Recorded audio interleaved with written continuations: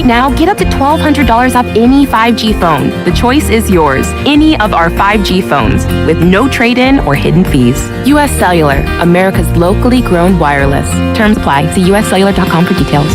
Now that life is returning to normal, we have found a lot of good things that came from the pandemic. One of them is not having to go to the wireless store anymore. The Cellular Warehouse team has been in the business of delivering phones to your home and office for 20 years. People found out about our free delivery service and love the ease of getting a new phone, tablet, or hotspot. Call Toby Williams today at 252-799-7051 so you can start experiencing the joy of never going to a wireless store again. Cellular Warehouse, your local U.S. Cellular authorized agent. This is Pirate Radio, WGHB Farmville, 1250 and 92.7 FM Greenville, WDLX Washington, 930 and 104.1 FM Washington. The following is an exclusive presentation of Pirate Radio, the voice of the pirate nation. Welcome to Pirate Radio Live. You can paint this one purple! Now live from the Pirate Radio studios in the heart of the Pirate Nation, here is your host, Clip Brock. Hello and welcome to this Monday edition of Pirate Radio Live. Clip Brock here with you inside the Pirate Radio studios, coming to you on Pirate Radio 92.7 FM in Greenville, 104.1 in Washington. We're on 1250, 930. We are live online at pr927fm.com. And you can watch the program on Facebook Live and on YouTube. Make sure you are subscribed to Pirate Radio TV. On YouTube, you can see our latest videos, including Mike Houston, Donnie Kirkpatrick, Blake Harrell, Holton Ahlers, Jeff Charles. Talked earlier today, Sean Bailey with Brian Meador. We got a ton of interviews up from earlier this afternoon, right now available for you to watch in their entirety on YouTube. So make sure you are a subscriber to Pirate Radio TV. You can watch this program and the Brian Bailey Show there as well. All right, we are locked and loaded. It's game week, and we're already behind because the Pirates play on Thursday. We don't have a full run-up to Saturday like we usually do, so we're going to have a lot of fun these next 3 days, getting you ready for Thursday, and then Thursday, 3:30, it's the Bud Light pregame tailgate, 4 hours of pregame coverage taking you up to the 7:30 kickoff, East Carolina and Appalachian State. Coming up in about 30 minutes, we'll check in with Double B, Brian Bailey, talk about everything going on in the world of football, including right here at ECU. At 4 o'clock, we'll talk to the captain, Shane Carden, will join us on the Fixed NC Live line. Shane doing some high school football head coaching of his own. Talk about what he's up to and also get his thoughts on the Pirates heading into the season opener. We'll hear from Mike Houston, his comments from earlier today in the 4 o'clock hour, and also the big man on campus, Jeff Nadu, going to break down some week one college football action for us coming up at around 4:40. At 5 o'clock, Troy D will be alongside. We'll hear from Blake Harrell, Holton Ahlers, and more later on in hour number 3. Ellerbee joins me to kick off a Monday edition of Pirate Radio Live. Ellerbee, busy times. It is game week. We are fired up and ready to go. It is exciting. You hit me with a question with 30 seconds before we came on the air, and I've been thinking about that the whole time you've been talking, and I think my answer is going to be never. I think the Pirates have never played on the Thursday before Labor Day to open the season. Never. I know the Pirates have played on the Sunday of Labor Day weekend because that was the Hail Mary against Tulsa, and they played on the Monday. That was the John Thompson. Cincinnati. That was the John Thompson game. But I don't think you asked me before the show, 30 seconds, has East Carolina ever played on the Thursday before Labor Day to open the season? And I don't think I think the Pirates have either played on that Saturday a majority of the time and those two other times that Sunday, Monday. But I don't believe East Carolina has ever opened on a Thursday, to my recollection. Because I think the other Charlotte games against South Carolina and I know West Virginia at the beginning of the years before were always on a Saturday. So I don't recall in my Pirate history of 40-plus years of going to games that the Pirates have ever opened on, and really basically in the last 20 years to 25 years, because Thursday Night Football the previous 15 years wasn't that big of a deal, and there had been no reason for East Carolina to be on football on Thursday in the 80s in early 90s.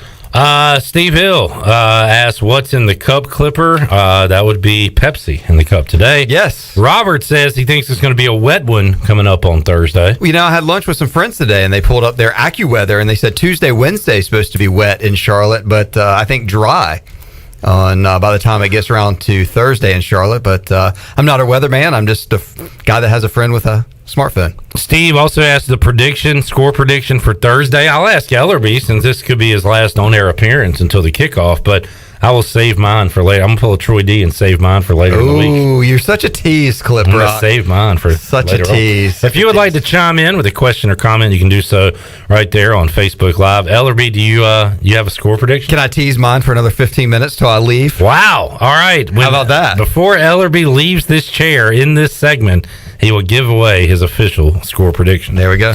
All right. So that is interesting. You reminded me of that Monday John Thompson first game. Was that like Pirate Radio's first game? Yep, that was the first game we ever did. I remember that, Ellerbee, because I was putting in backup with my dad. Mm-hmm. So I'm in a tractor or a truck for a lot of the day with the radio going the whole time.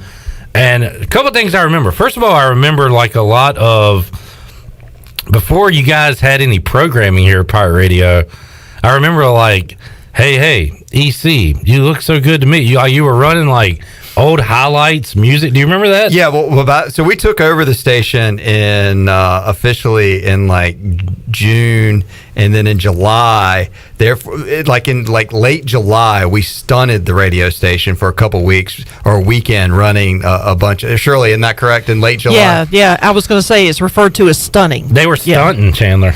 Yes. Yeah. And so what was it, a week or a weekend? No, it was just a weekend. Just a weekend. Yeah. We ran a bunch of the stuff. Yeah, I just remember that like over and over again. But it was like fired me up for football season. Yeah, so we did that because it was ESPN Radio when we bought 1250, and that weekend, and then we switched over to Pirate Radio that Monday, and then that was probably the 1st of August, and then we didn't really start live at 5 until the week before the first game. So we played on that Labor Day Monday. We started live at 5 that previous Monday, and all our local programming that we rolled out that week was started that week. But we had John Thompson as our first guest on that Monday on that program. So it's been, but yeah, that was the blast of the past. Yeah, and was it Gino Gaduli? Was that the quarterback for Cincinnati? Maybe it didn't matter. It got out of hand. Cincinnati. Really it was 45-3 or so. It was. I mean, everybody was so jacked up, and there was one of those times when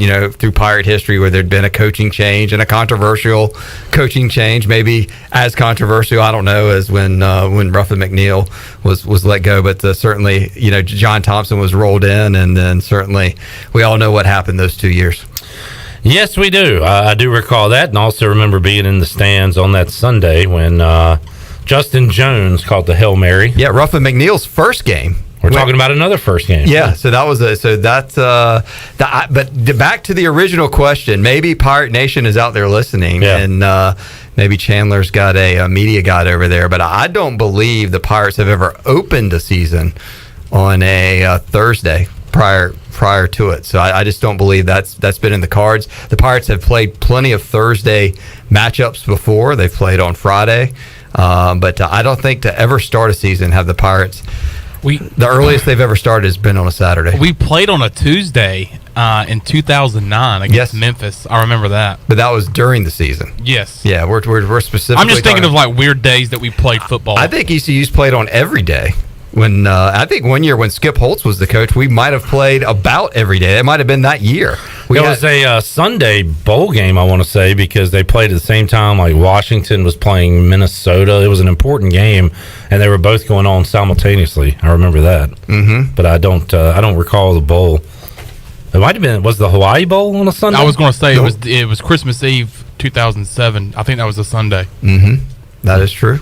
Mm-hmm, mm-hmm, mm-hmm. Mm-hmm. Yes, sir. Yes, sir. So this is uncharted territory. Clip. Can you handle 4 hours of pregame on a Thursday and a late night postgame? Does it really matter to you, or it's just game day?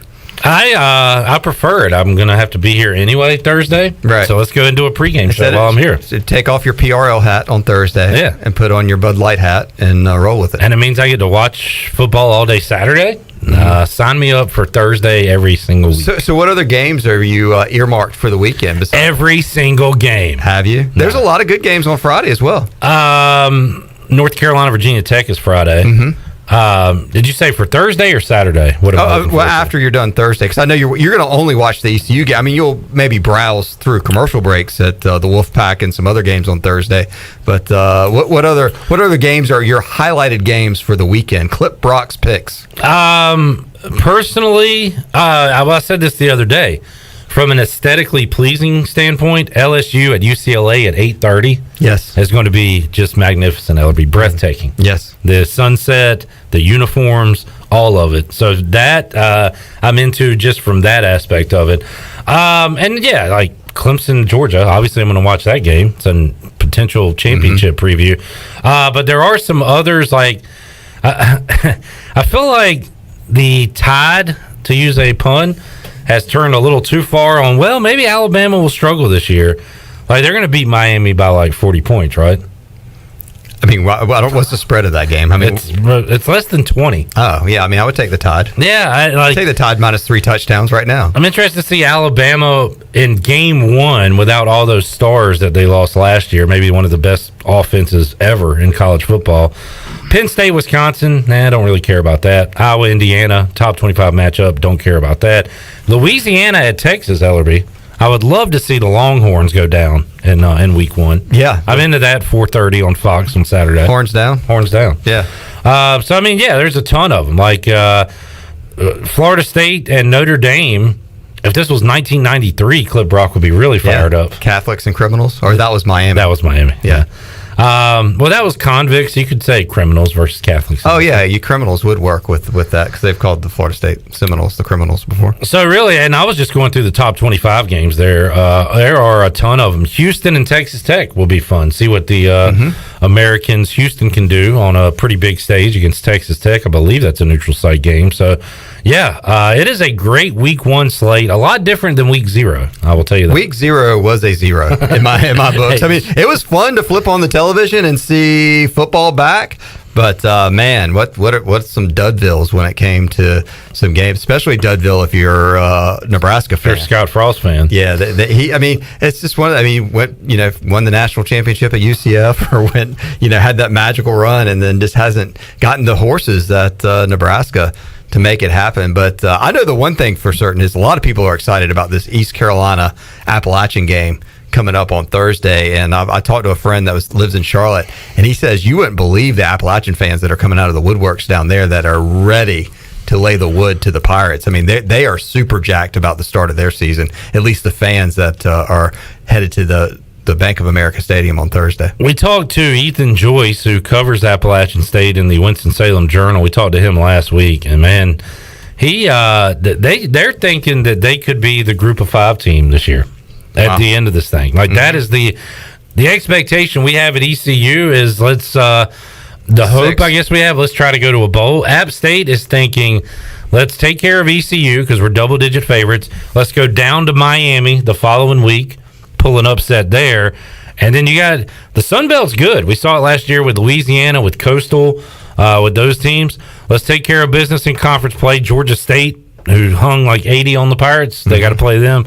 So they got a tough slate in conference, but that is their goal this year. That's what they're thinking. That's kind of what ECU's up against on Thursday. Yeah, that mindset of App's thinking, let's run the table. They're not looking at, and they're also a team that has been to Columbia, South Carolina, and been to Chapel Hill and picked up victories this program has over the last few years. So going to Charlotte and playing in Bank of America Stadium and beating another in-state foe, I think that's just number one on their checklist, as you said, this year. It's East Carolina fans are hopeful and excited. But I've said it to a lot of people over the last week when people ask me what they think about this game, and I think App's the toughest team we play in September. I think they could be the toughest team top to bottom from everything I've listened to here. Let's do Ellerbee's toughest opponent power rankings for non-conference. Start at the bottom with. Oh, I think they're in order. Charleston Southern. I think they're in order this week. Like toughest in September. It goes. I think it's App's number 1, South Carolina's number 2, Marshall, then Charleston Southern. I might even flip because I'm factoring in where the games are being played. I might flip South Carolina and Marshall. I might say at Marshall's tougher than South Carolina. If Shane Beamer can get, there's got to be a lot of talent at over at in Columbia. I mean, they've got to be. It's just a matter. I think their quarterback situation seems to be kind of questionable in Columbia. Definitely. But who do they open up with this week? I hadn't even looked that far ahead to see who the Gamecocks, because they have a week. They have an FCS opponent. So that'll be just, they have their Tony Collins warm up game then. Eastern Illinois. So then they get to go. Then I think their schedule gets really tough. They go on the road to Greenville. And they're going to be looking ahead to Georgia for sure. And then they go to Georgia after that. So they're on the road the next few weeks. But I would say that just I think there's a lot of not a lot about Marshall, but they obviously have a new coach. So, but I think this App game, it's I don't think it's do or die for the Pirates, but I do believe it's going to be it's going to be a well-earned victory if the Pirates get it, and a quality win. Yeah, and a lot of this offseason, I said if ECU wants to win six, they need to beat Appalachian State. Ronnie Woodward did talk me off that a little bit last week, where this is not. There's still a path to 6 wins if you lose this game to App State. Yeah, I think the path. So it's a huge game, but it's not the end all be all for the 2021 season. The path to 6 has to have at least 2 of them in September. Yeah. So if you lose the App, you got to beat South Carolina or Marshall. Is that what we're saying? Yeah, because we're all going to beat Charleston Southern. Yeah, we're all saying there's one guarantee in the month of September, but now the 3 would be magical in September. What word would you describe? Would you put up there for 4 then? If 3 is magical, if they get 4 is. If they get to 4, then I'll say they'll get to 5. They'll beat Tulane. Wow, Ellerbee, way to go out on a huge limb there. It's not, but I just think that the team will be rolling. I mean that's crazy to even think about. But I mean, when have we seen a Pirate team start 3-0 against 2 ranked teams, and then when I believe we've had pre-games, post-games for that.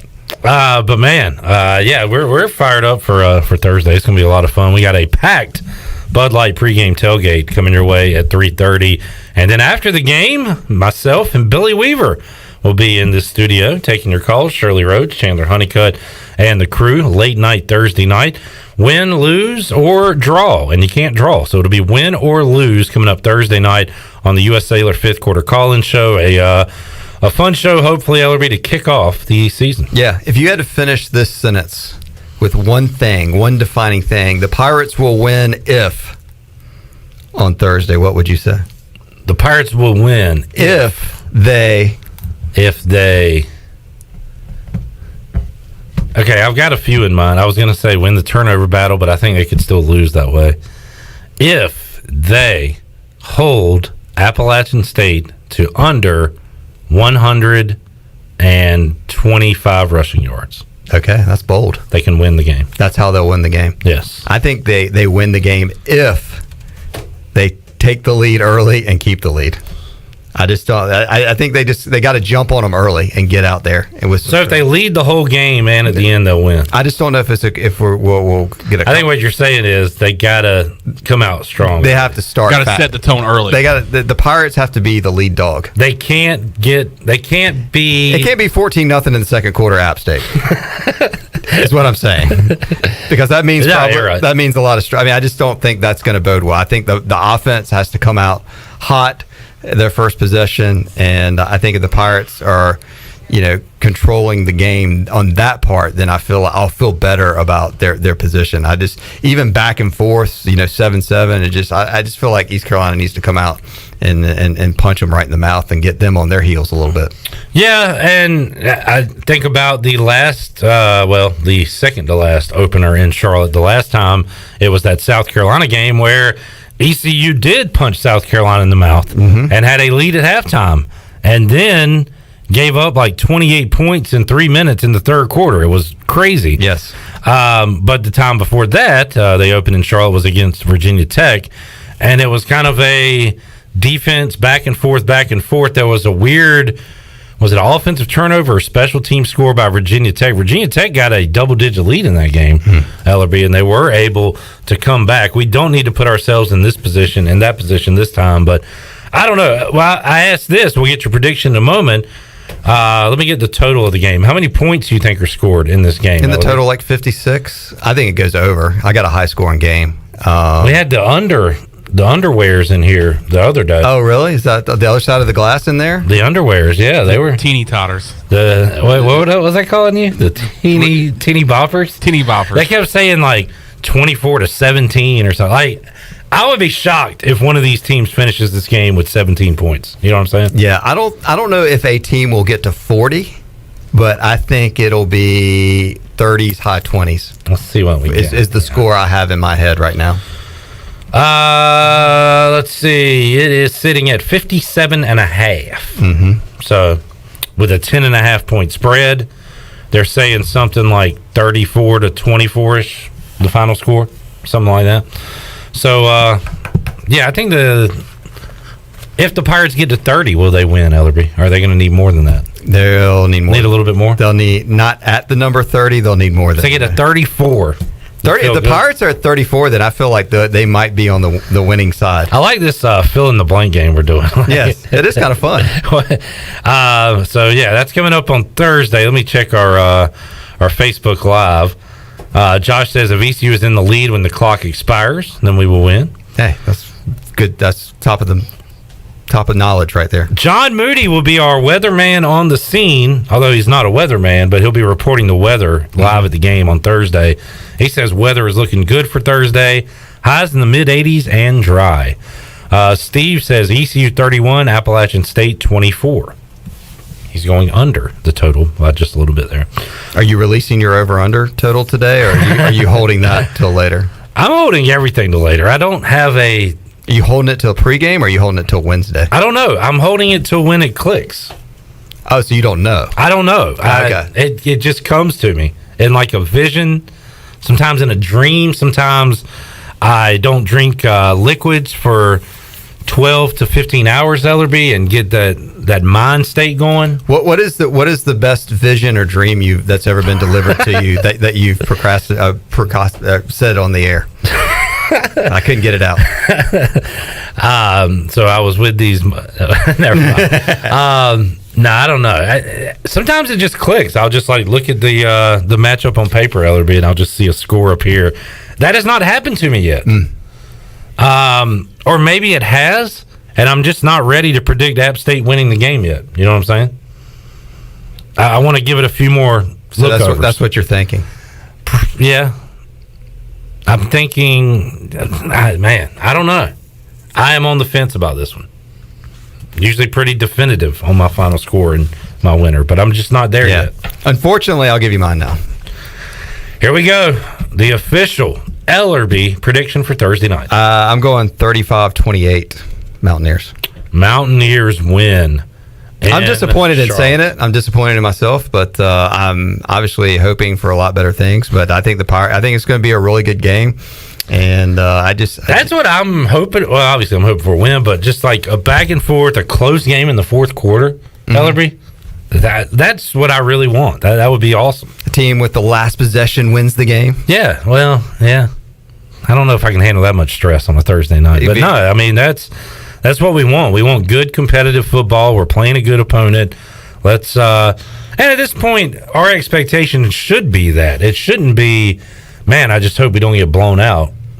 At this point, at least our expectation should be we're going to be in the game in the fourth quarter, right? If East Carolina gets blown out, you and Weaver are going to get blown up with a lot of questions, because there's going to be a lot of questions about this team, and I just can't imagine. I respect Appalachian State, but I don't think they're a blowout East Carolina opponent. Does that make sense? Yeah, who is? Cincinnati, like maybe on the road at Memphis or Houston or something. That's so far down the road, but I mean, definitely right. As we sit here today, and the great news is we get Cincinnati at home the last game of the regular season. So, I mean, that could come, way down. Who knows what they're playing for? Who knows what we're playing for? Yeah, that game could mean something to both teams. Yeah, but if we were playing Cincinnati right now again, like the John Thompson, I would be extremely not excited about the outcome scenario of playing the Bearcats. Or remember last year's opener got kicked all the way down the road to Central Florida coming here, and I don't know if anybody picked ECU in that game. No. So this one is certainly more winnable than last year's looks. looked. Ellerbee, enjoyed it. Thanks for hanging out. Yeah, look forward to our coverage all week long. I guess we should mention real quick that the Players Lounge has been postponed this week because of the short week. So the players had obligations and practice and all sorts of stuff going on today, so we couldn't really hook up with them on our regular Monday, but they'll be back with us next Monday. Yeah. So look forward to that as they get a chance to talk about the East Carolina Appalachian game. Just the Jock Sniffers Lounge today. Yes, just Ellerbee, Brian Bailey. But hey, look, the captain's coming on. The captain will be here, not here, on the phone. It'd be tough. We tried to get him in here from Idaho. Mm-hmm. We need the Shane Carden jet to just come in. But we will talk to him coming up at 4 o'clock. Yeah, I look forward to hearing that. And Mitch says Ellerbe's stock just dropped 2 points. Oh, no. Sorry, Mitch. I guess he hasn't heard all my predictions over the years. We try to be realists around these parts. Some of us do anyway. If I'm being honest. Yeah. If I'm being honest. Be honest. Don't just anybody can say, Pirates win 50-8. Yeah. Oh, great prediction, Clip. You're a true Pirate. You're the man. No. Save that in case this happens, Shirley. We're being honest. All right. And I honestly say goodbye to you. Goodbye. So long. Go Pirates. Brian Bailey joins us on the other side. We will take a time out, come back. A lot more to go here in hour number 1 of Pirate Radio Live. Back with you after these words.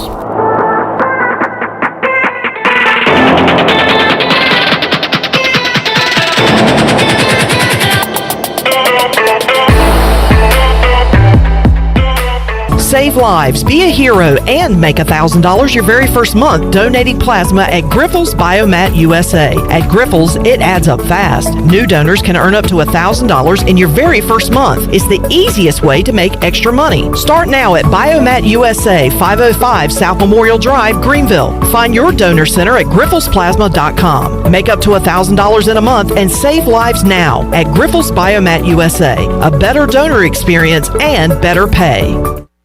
There's no better time to drive away with a quality pre-owned car, truck, or SUV from Greenville Auto World.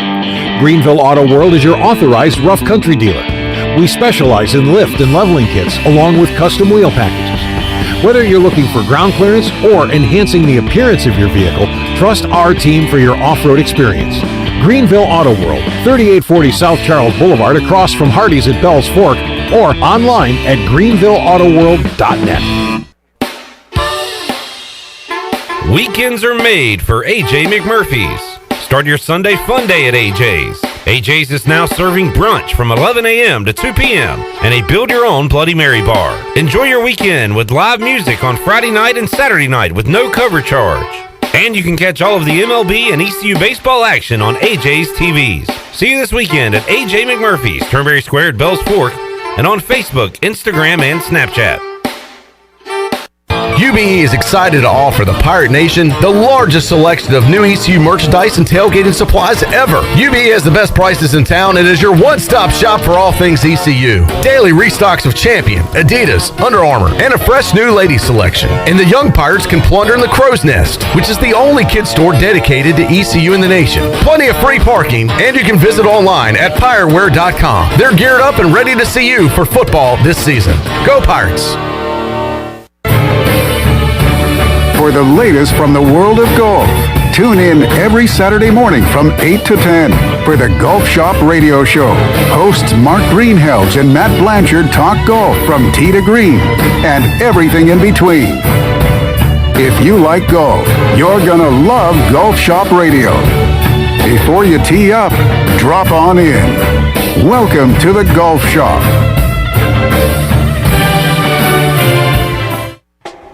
Hey Pirate Nation, this is Amanda Houston, and when it came time to make the game-winning play for relaxation at our house, I made the right call to Jamie Lang and Carolina Hardscapes. Jamie and his team built the backyard oasis of our dreams with a beautiful custom paver patio, outdoor lighting, and fireplace. Make your backyard incredible and call Carolina Hardscapes today at 364-1201 or visit their showroom on Fire Tower Road across from Bostic Suck. Go Pirates! The Rick House is Eastern North Carolina's premier American-style restaurant and bourbon bar. Join us at the Rick House for mouth-watering steaks and made-from-scratch pastas. Check out the 16-ounce cowboy steak and our seafood delight pasta. The Rick House is open for lunch daily from 11 to 2, Monday through Friday. Take a break from your workday with lunch at the Rick House. Join us for our legendary brunch on Sundays from 10 to 2. The Rick House, American Provisions and Spirits, 710 Red Banks Road beside the bowling alley in Greenville. University PC Care has been the Pirate Nation's go-to IT expert since 2006. Your office deserves a proactive tech support approach instead of always reacting to issues after the damage is done. You need BizCare. BizCare tech support and cybersecurity plans keep you ahead of potential issues and much safer from cyber threats like ransomware. What's at your office? Call William today to schedule your free BizCare consultation or learn more at universitypccare.com. This is Coach Donnie Kirkpatrick, Office Coordinator for ECU Football, and you're listening to Pirate Radio, the voice of the Pirate Nation.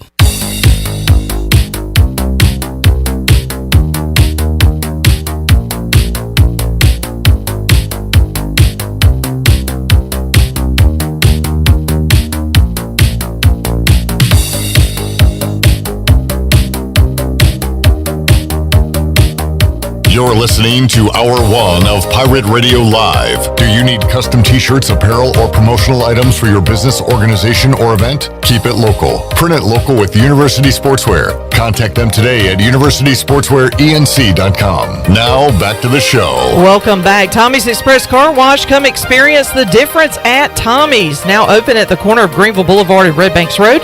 Doesn't your car deserve it? Visit Tommy's Express Car Wash today. Now let's head back in to Pirate Radio Live. Here is your host, Clip Brock. Back with you on Pirate Radio Live. I'm just formulating a tweet on how the Washington football team are your 2021 NFC East preseason champions, just like they were regular season in 2020. Okay. Brian Bailey joins us now. Bailey was talking about this earlier today. Just like last year's regular season, and again, this has nothing to do with the 2021 regular season, but nobody in the NFC East finished with their heads above water, Bailey. Washington 1-2, Philadelphia 0-2-1, New York 0-3, and Dallas topping them all at 0-4. The NFC least continues. Yeah, but I don't think it's going to continue into the regular season. I really think Washington's defense is going to be good enough to get some wins, and they're going to be formidable. And if Dak is healthy, I think Dallas will win some games. Not sure about the Eagles. I don't understand the trade they made to get Gardner Minshew, and the Giants are the Giants. So, did you say you don't understand the trade? I mean, does it say they are not fully sold that Jalen Hurts is going to be the guy? I don't know. Or are they saying they're not sure that Flacco's going to be the backup? I don't know. But to me, it was just odd. I'm not sure about a lot of things. I'm sure that if Dak's healthy, the Cowboys are going to put up a lot of points. But Fitzpatrick has a long enough track record that we know what he is with the ups and downs. Daniel Jones has a small sample size, but I'm certainly not a believer in him, Bailey, the way he's turned the ball over. And the Giants are a great Madden team. If you want to play a video game and have Saquon Barkley and Kenny Golladay and, all the weapons they have on the outside, that sounds like a lot of fun. But are they going to be there on game day? I don't know. The Giants, they have on paper, what looks like a playoff team, but I don't think once they start playing games, all that's going to come together for them. Yeah, I don't think so either. And I think you win with defense, and that's why I'm really hoping that Dan Quinn has made some big-time changes to the Dallas defense. And Dallas, if Dallas plays good defense, they've got a shot to be okay in the league, but they've got to be better than they were last year because that was just awful. Last year was just it was disheartening when you see your offense running. Dak was throwing for 10,000 yards in 4 games, and they couldn't win a game. The only game they won, if you remember, before Dak got hurt, was the onside kick that the Falcons botched. Yeah, the Falcons are the only team that could blow it more than the Cowboys last year, and then they certainly did. Are you going to start wearing your hat backwards like your defensive coordinator there? What's his name? Dan Quinn. Yeah. If they start playing defense, I'll wear it. Play some underwear. I don't care. Brian Bailey joining us. And Bailey, what do you think? I guess it really doesn't matter because we got college football this Thursday, this Friday, Saturday, Sunday, Monday, actually, all college football. And nobody really watched week 4 preseason anyway, but it is kind of strange to have no NFL football for 2 weeks now. This is different. Yeah, it's a little different. I think it's, the preseason was just different to me. I mean, I guess because, the Cowboys didn't play Dak at all, so I didn't see, hardly any and Zeke didn't play. I don't think he played at all. I mean, it was like watching, AAA, like watching my Cubs now after they traded everybody. I mean, all your stars are gone, and then you do what you can do. Dallas played really well defensively in a couple of their games. They didn't play very well against Jacksonville defensively, but, most of those guys, I heard one guy's name that I think I'll hear on Sundays going forward the whole day yesterday. So, talking to Double B, Brian Bailey. We'll get to the Pirates momentarily. Bailey, how's 2 weeks of Touchdown Friday gone for you thus far? Surprisingly well. It's funny, those Friday nights hit, and it's maddening what all you're trying to get accomplished, especially early because you have people that have never done it before. So, you want to get your work done, so you can help them get their stuff edited. But it's really been good. It's been kind of a different high school football season so far, though. But I really thought Rose was going to be really, really good, and I think they can be, good. But they've struggled out of the gate. They've got another tough one this week. I thought Conley was going to be good. They've struggled out of the gate. They've got a really difficult game this week playing Cleveland because we've seen what Cleveland can do. So I've been a little surprised. Newman looks the part. They look pretty good. Smaller teams around. Tarboro struggling a little bit. They lost their first game, and then they beat Hereford County, but Hereford County gave them all they wanted. So some of the teams that we're used to seeing being really, really good are struggling a little bit out of the gate.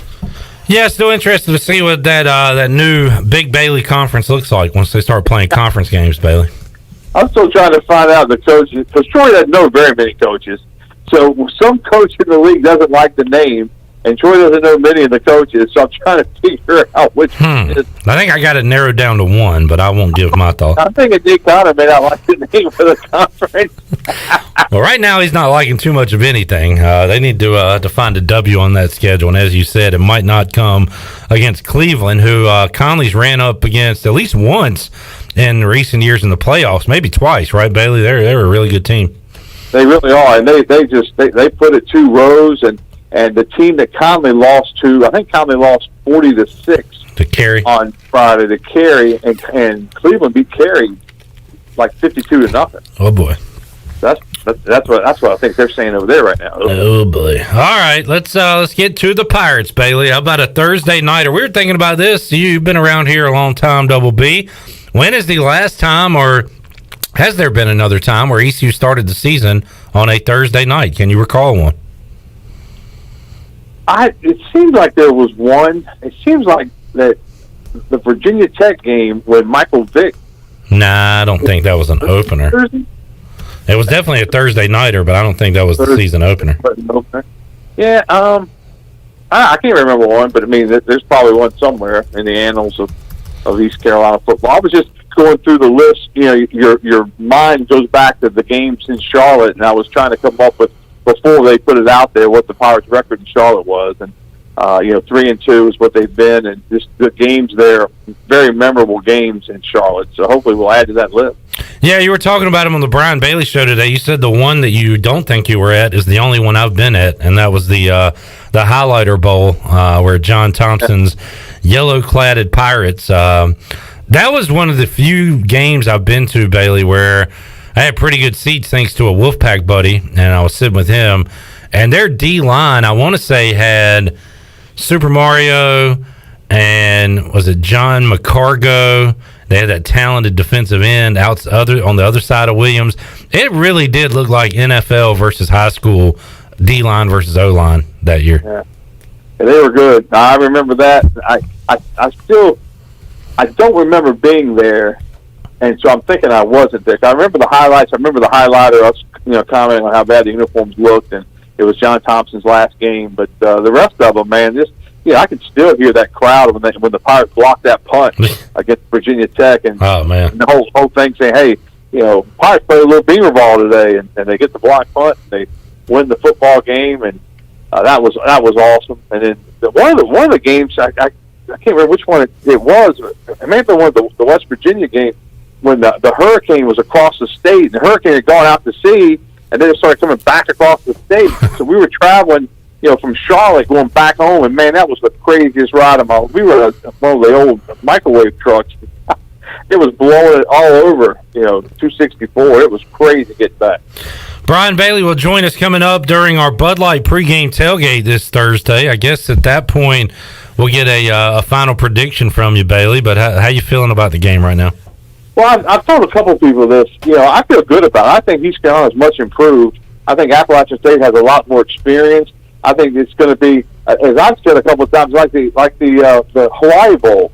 When Boise State came out as big favorites in East Carolina, I'll never forget Greg Hudson standing there, and one of the first plays, somebody just popped somebody in the backfield and just smacked them in the mouth. You can almost see right then the confidence that the East Carolina football team had, especially on defense. And then they, had a great game and really, should have won the game rather easily. Then they had a late turnover, and the game went down to the wire, and the Pirates won it on the field goal. But still, I think it's going to take something like that. I think, and they talked about it today. They got to start fast. They got to, got to get off to a good start. But I think you got to smack them in the mouth and show them, hey, we're here for a reason. Because if Appalachian State takes them lightly, I think the Pirates have a great chance. But I just don't know. Opening game, all the mistakes that they usually make in opening game. Pirates can't afford a whole lot of those. And usually App State's doing the smacking up front, Bailey. They averaged around 260 rushing yards a game last year, so they're going to try to hurt the Pirates right there in the trenches. But it's up to ECU, Rick DeBrew, those guys up front, Elijah Morris on the defensive line to hold down their run game. And then the other side of that smacking can come from ECU's O-line, Bailey, pushing the App State defensive line back, and Rajay Harris, Keaton Mitchell getting off to good starts. So we're going to see some plays by C.J. Johnson, Tyler Snead, those guys. But you're right, up front, who's going to win those battles? The Pirates, Steve Shankweiler, and the coaches on the defensive side hoping it's them. Yeah, and I think that's going to be one of the keys. Whoever runs the football controls the football, and that's the team that's going to come out on top. And I think, as we've said so many times, Mike Houston came to town and said, hey, we're going to run the football. We're going to have an offensive line that can block, and we're going to have running backs that can run, and we're going to run the football. And I think that, that's what they're going to try to do. They're not going to try to flip it around the barnyard, although, if they get behind, obviously it will happen. But I think they can win both ways. I think the Pirates can run the football and win, and I think they can flip it around the barnyard and win. Bailey, let's look around the state real quick. North Carolina will play their opener against Virginia Tech in Blacksburg on Friday. Justin Fuente, his seat seems to be pretty hot there in Blacksburg, I would imagine. North Carolina, 5.5-point favorites. They come in with all these preseason accolades. They got their all-world quarterback in Sam Howell. What do you think about this matchup on Friday? I like Carolina, man. I think they're really, really good, and I think, I'll be surprised if they don't cover that 5.5, but that's why I don't bet very often, because that's when Virginia Tech will slap them around a little bit. Blacksburg's a tough place to play historically, and they've had some matchups, haven't they, in the past? Some overtimes? Yeah. Oh, yeah. Thrillers. How about NC State? Going to be a pretty easy one for them when they take on South Florida Thursday? Well, that's when NC State usually gets in trouble, when they think they have an easy one. So I think that, and I'm not sure how good South Florida is. They're picked at the bottom of the American. Yeah. But that's when State usually gets in trouble. Wake Forest, 31-point favorites over ODU, Brian Bailey. That's craziness, man. That 31 sounds like my SAT to get in over again. All right, Bailey's saying take the Monarchs there. Take the Monarchs with the 31. All right. And Duke and Charlotte, that is kind of the sandwich game, right? In the I guess you need some sandwich meat on your mayo sandwich, your Duke's mayo sandwich. The meat for that sandwich is on that Saturday night game. That's a good point. I don't know what Duke and Charlotte is on Friday, but they're playing in Charlotte as well. Mustard's still in the pack. They haven't gotten it out yet. Well, who you got in Clemson, Georgia? I don't know. I hadn't even looked at that matchup. Anytime you hear Clemson, I think Clemson. But I think Georgia's going to be really good this year. I just think it's going to be a great matchup. And if I can survive Thursday's trip to Charlotte and Friday's touchdown Friday enough to stay awake and watch the game, I'm going to just enjoy it. I think that's going to be a lot of fun, man. In Charlotte, I'd love to be there for that one. Man, I look, we're here, all day Thursday. We'll be here Friday, Bailey. That the carrot at the end of this stick, at least personally, is that Saturday full of college football. I can't wait to get there. I can't wait either. I don't have one thing. I went home and saw my parents this weekend, and it's kind of like I kissed them and said, okay, I'll see you after football. But I love them to death. It was so much fun, but I'm like, we get through Touchdown Friday on Friday night, wake up Saturday morning, I'm just going to watch game day and just kind of hang out and just watch games. And then you got football Saturday, Sunday, Monday. Take a tad of a break, Bailey, and then you'll be gearing up next Thursday night for your boys in the Bucks, right? Yeah, how about that? Dallas is, I guess they're still like a 7.5 point underdog, which is a lot of points. I don't say this a lot, but I like the Cowboys if that's the case. You're coming around, Clip Rock. Nah, well, they're still coming around. Hey, just check the standings, whether it be regular season or preseason, and my football team is there at the top. I saw your tweet the other day about the drone shot in Hard Knocks, and you said that all that money for. And I was so bad when I read that. Now, okay, it's just Clip being a jerk. Being a jerk? It was all facts. What do you mean? Yeah. Well, you didn't include the fact that, like, the regular season series between the two teams is so lopsided through the last 15 years. You pick out 1 year when Dak was half dead. Selective facts, Bailey. I also used that drone shot to make fun of Dan Snyder. I don't know if you saw that either, but did you see the end of Hard Knocks when they showed the drone going through one of those statues and they hit it and knocked it over? I actually didn't see that. I think I must have cut it off. I have been hate watching Hard Knocks so hard, like I can barely stand it, but I have been watching it. I've liked it, but it's really not as good as I think it's been in the past years. But yeah, it's still fun to watch. It's kind of traditional. BB, enjoy the football on Thursday. We'll be talking to you before the game on the Bud Light pregame tailgate, man. Sounds good. We'll check in live from Bank of America Stadium. Finally, it's here, Pirate football. And real quick, for folks that missed the Brian Bailey Show, it's coming up again at 6. What do you got coming up? We got Danny Morrison joining us. He's the executive director of the Charlotte Sports Foundation, and they're putting on the Dukes Mayo Classic. East Carolina App State on Thursday, Clemson, Georgia on Saturday. And then we've got Curtis Thiemann from Port City Films. They're putting together the video for the entrance video for the Pirate football team, and then Brian Meador joins us in the back half of the last half hour for some fun with him. So should be a good show. Thank you, Double B. And it was, so it'll be on again at 6. It was the first time it was good. It might be even better this time. We'll see. It might be. All right. See you, Brian. All right. All right. I love that I tweet out things and I know he's going to read them, but he won't say anything or respond to them about them. He'll just stew. It'll just make him mad. And I like to talk about the Cowboys from time to time and do that to my friend Brian Bailey. All right, let's take a time out. We'll come back, wrap up hour number 1.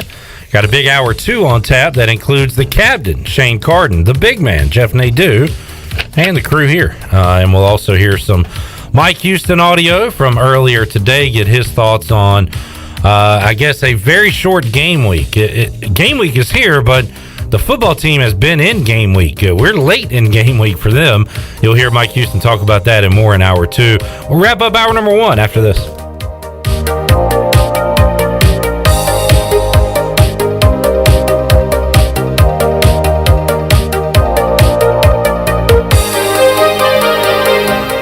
Here with Mike Mullis from Fixed NC. And Mike, you were telling me the other day, people ask you all the time, I didn't know you did that. What does that mean? Anything that involves property damage repair, call us first. If it's your crawl space, you've got interior humidity issues, a water loss, your ice maker line breaks, obviously fire and smoke, everybody knows we do those. But anything that involves interior or exterior property damage, we're your repair experts. Mike, how can everybody get in touch with you? 252-999-0001 or fixednc.com.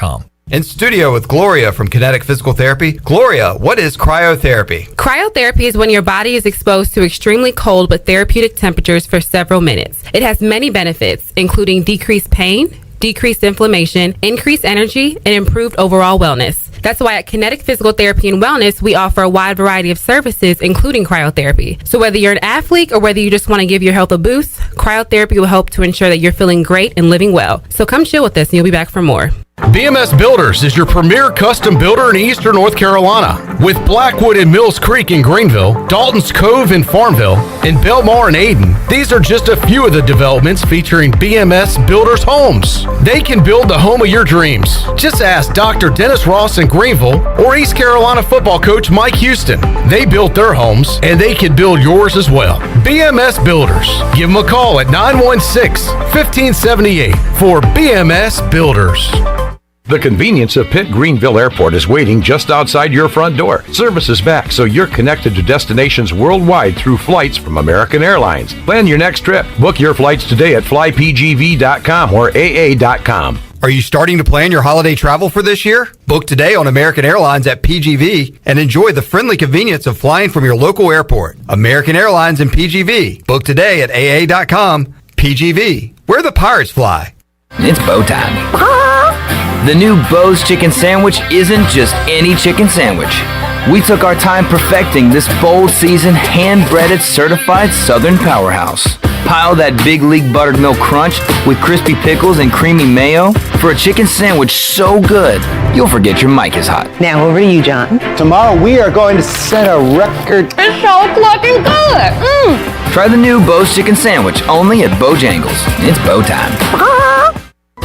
Have you ever seen those exotic aquariums like the guys do in Las Vegas on television? You ever thought about having one of these aquariums in your business? It's more affordable than you think. This is Hal Pruitt with rentafishtank.com. We can make having an aquarium in your business turnkey with no work, cleaning, or hassles for you. Rentafishtank.com creates a relaxing atmosphere and keeps children occupied. Rentafishtank.com already services many dental, pediatric, and doctor offices, plus hospitals and senior living centers. Check us out at rentafishtank.com. This is Mark Washington with Max Sports Performance at Max Fitness. Our facility has reopened and is following all safety protocols. The best thing you can do to strengthen your immune system is, of course, to work out and exercise on a regular basis. I can assist you as your performance coach. You can also enjoy the benefits of a private facility. Avoid the crowds and work out at Max Fitness. Now is the time to get healthy. Max Fitness, just off Highway 43 in the old Ace Hardware building behind Speedway in Greenville. Call me, Mark Washington, 902-4877. In studio today with Candy Cane, also known as Stephen Asby to his friends and family. Why do you go to F3? Man, I go to F3 for so many reasons. You know, we kind of talk about the three pieces. We talk about the fitness, which is really important. You know, second, the fellowship. And I find so many guys, me included for many years, really struggle with deep relationships with other dudes. And then the faith part. You realize how many guys absolutely need it, and sometimes they don't know. One letter, one number, F3. Learn more today at f3enc.com. This is Coach Blake Harrell, defense coordinator for East Carolina football, and you're listening to Pirate Radio, the voice of the Pirate Nation.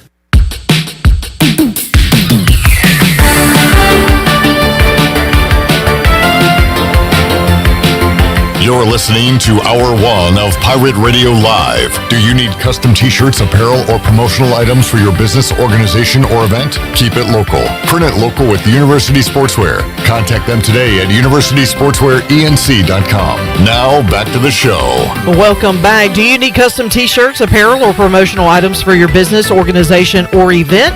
Keep it local and print it local with University Sportswear. Contact them today at universitysportswearenc.com. The official sportswear provider of Pirate Radio for 18 years. Now let's head back in to PRL. Here's Clip Brock.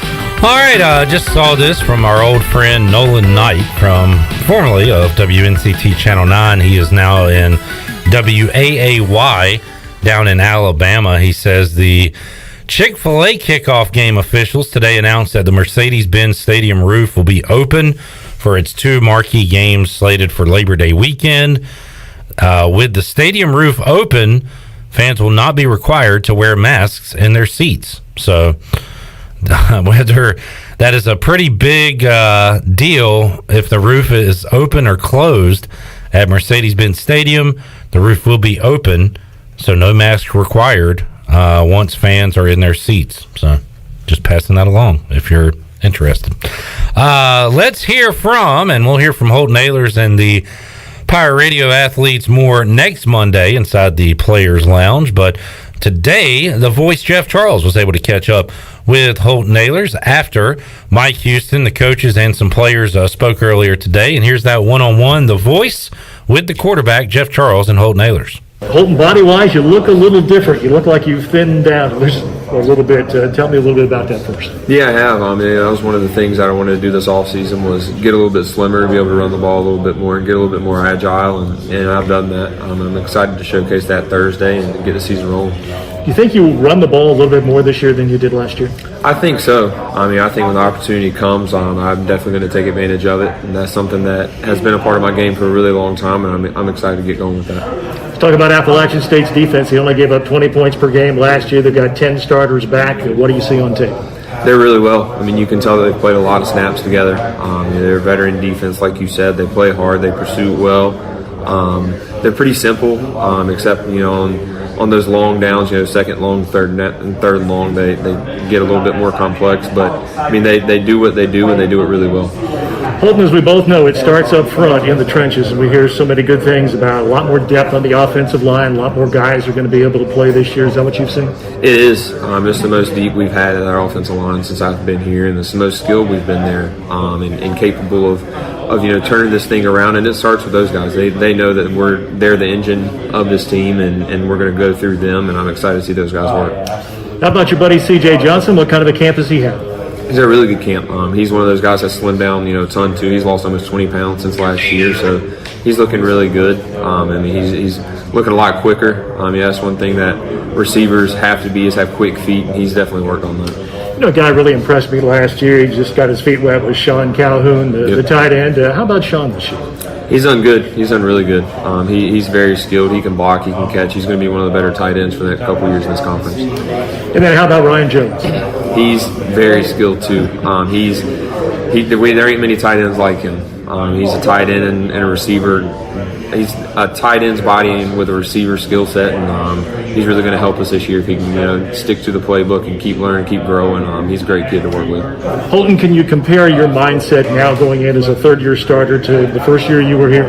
Yeah, I've been through a lot more. I know what to expect. I know what to expect when just the little things, and just help prepare the team now more than prepare myself. I know that I'm going to be prepared now. So how can I help those guys get prepared mentally and stuff like that? But we're all a veteran group now. Those guys up front have played a lot of snaps, and the guys out wide have played a lot of snaps. So it's good to have guys around you that kind of have the same mindset as you.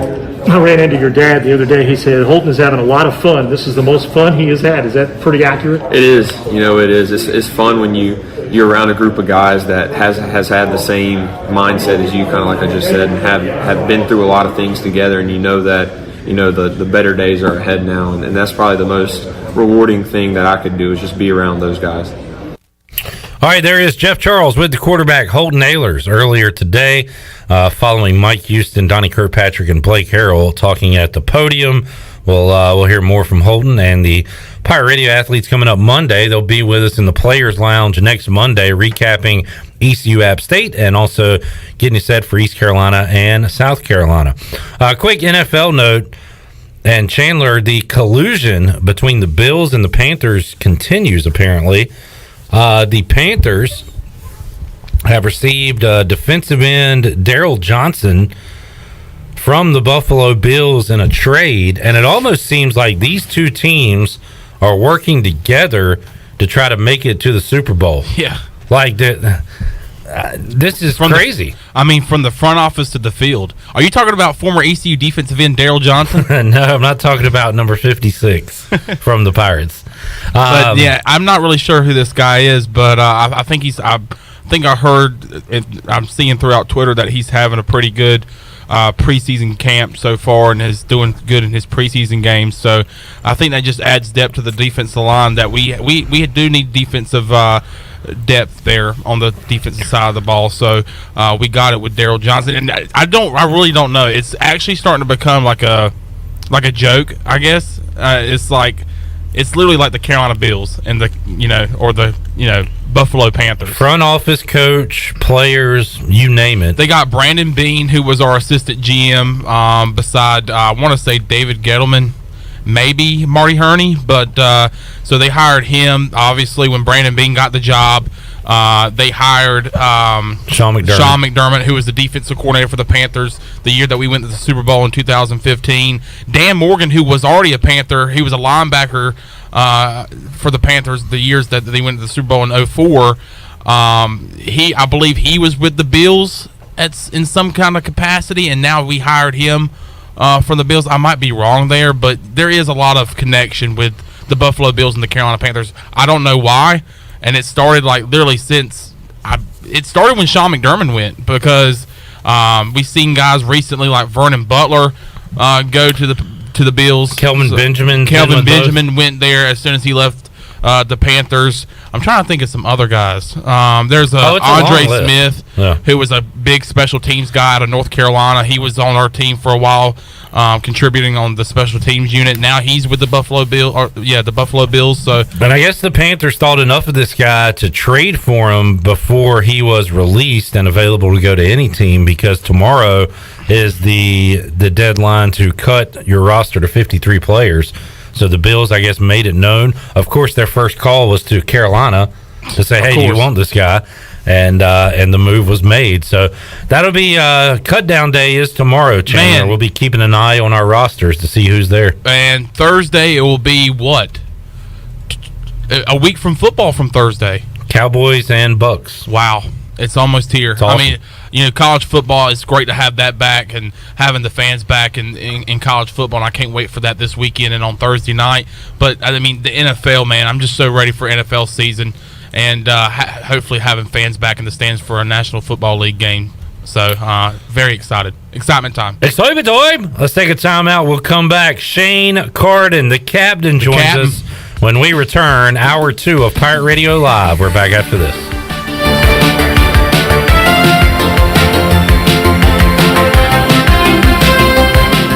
The Pirate Radio Podcast. Former Atlanta Braves outfielder Terry Harper. Well, Hank was the minor league director when I was coming up. A lot of times he used to give me a ride home after the game, and we would just talk baseball. As far as fundamentals, he didn't really talk a whole lot about that. We mostly just talk about the mental side of hitting. Listen to every Pirate Radio podcast now by visiting our podcast channel and subscribing in Apple iTunes or SoundCloud. The Pirate Radio Podcast is powered by White Claw Hard Seltzer, proudly distributed by Coastal Beverage. Hi, this is Karen Staten with AG Home Solutions. Thinking of remodeling? We are your one-stop shop for all your home design needs. Our AG Home Solutions design team has over 25 years of experience. Need a new bathroom or kitchen? Looking to upgrade your cabinets, countertops, tile, or flooring? The Design Center is open to all homeowners and contractors. Call us for an appointment. Visit agshomesolutions.net and mention Pirate Radio to receive a $100 discount through the end of August. AG Home Solutions, turning your remodeling dreams into reality.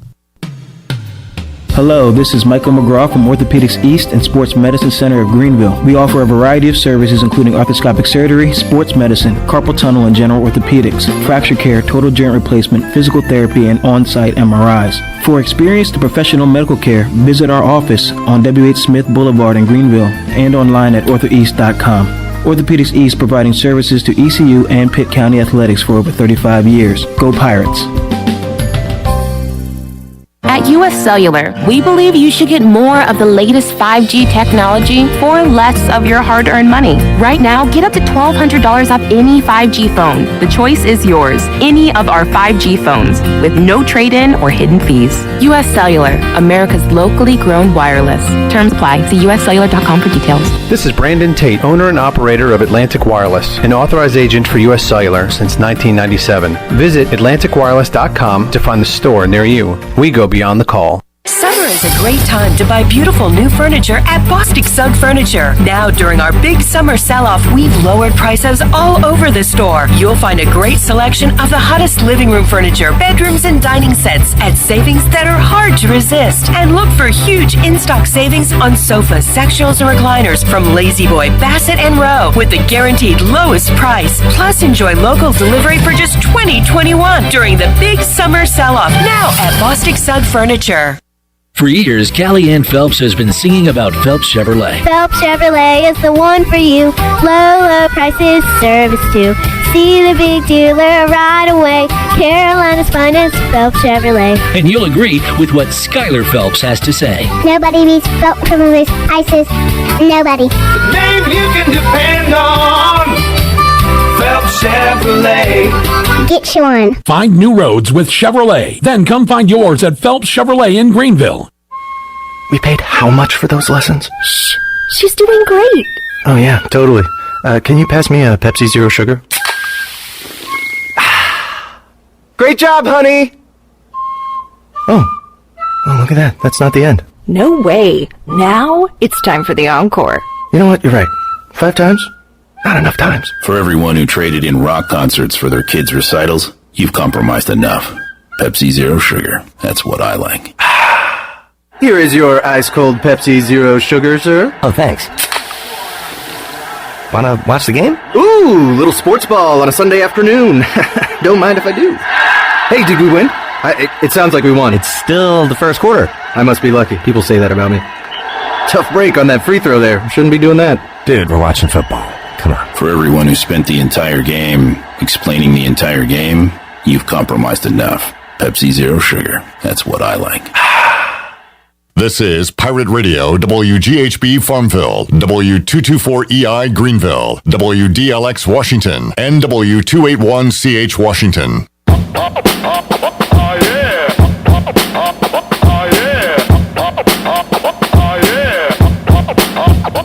This hour of PRL is brought to you by Tommy's Express Car Wash. Come experience the difference at Tommy's. Now open at the corner of Greenville Boulevard and Red Banks Road. Doesn't your car deserve it? Visit Tommy's Express Car Wash today.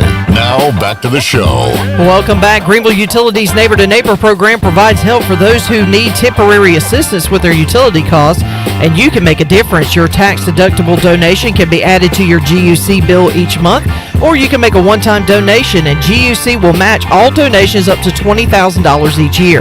Consider helping a neighbor with GUC's Neighbor to Neighbor program. Now let's head back in to Pirate Radio Live. Here's Clip Brock. Back with you on Pirate Radio Live here on a Monday, hour number 2. We'll hear what Mike Houston had to say earlier today at his press conference coming up later on this hour. Also, the big man on campus, Jeff Nadu, will join us to talk Week 1 college football. But right now, we'll head out to the Fixed NC Live line and talk to ECU's all-time leading passer in both yards and touchdowns. Shane Carden, the captain, joins us on the Fixed NC Live line on a Monday edition of Pirate Radio Live. Shane, how you doing, man? I'm doing great. How you guys doing? Hey, fantastic. Catching up with some former Pirates here as it is game week. East Carolina taking on Appalachian State Thursday night at Bank of America Stadium. And Shane, we're all looking forward to it, excited for another season. And before we get into your Week 1 memories and talking Pirates with you, let's talk about what you're up to today in your personal life and your coaching life. So, Shane, can you give us a quick update on your current resume? What you're up to these days? I love it. Yeah. We just had our week 1 game Friday, and got a first win against a conference game to start out the season. So that was big for us.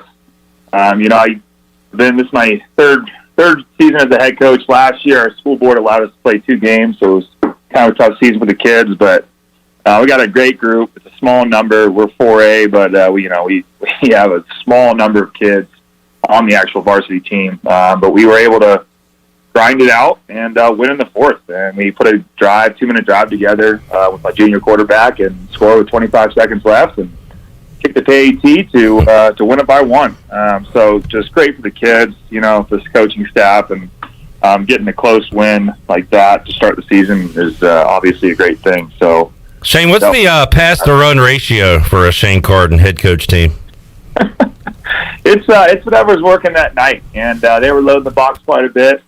Daring us to throw it around, and it was a small amount of plays for us, but we threw it around quite a bit. 2 touchdown throws for my guy. It was 60% completion percentage and no turnovers, which was big for us.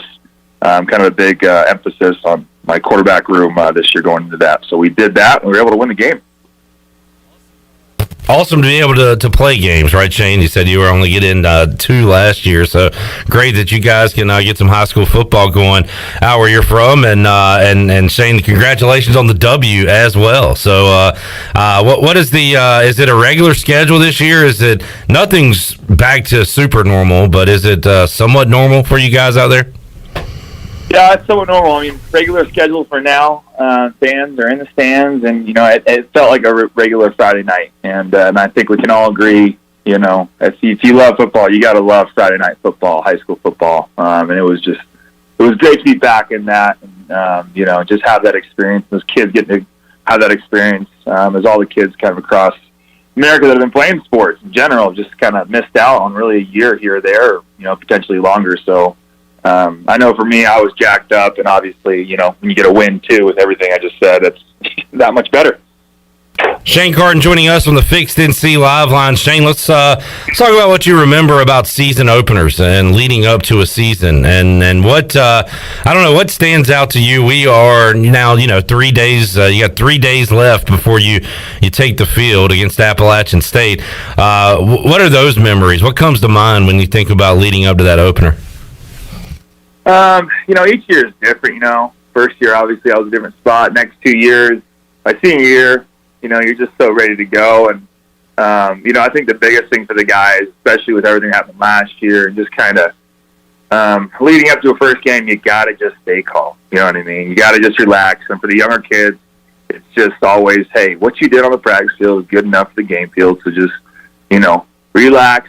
Pre-game warm-up, don't get too overhyped. Don't get too overhyped the night before. There'll be a lot of kids having problems sleeping, this and that. But, I just remember about kind of like, all right, we've done all the hardest part of football. I mean, football is the one sport where you prepare more than you play, and especially in college, you're off-season, winter, spring ball, and this, and practices, and you're finally, all right, now we got to go tear it up and show what we've been saying. And I just watching Coach Houston the last few years and Holton, these guys, I can just imagine they're, just anticipating and just have so many just nerves and just want to go show it. I know they've been working their tail off, and there's been some good things happening. I know they just want to get out there and kind of back the words they've been saying.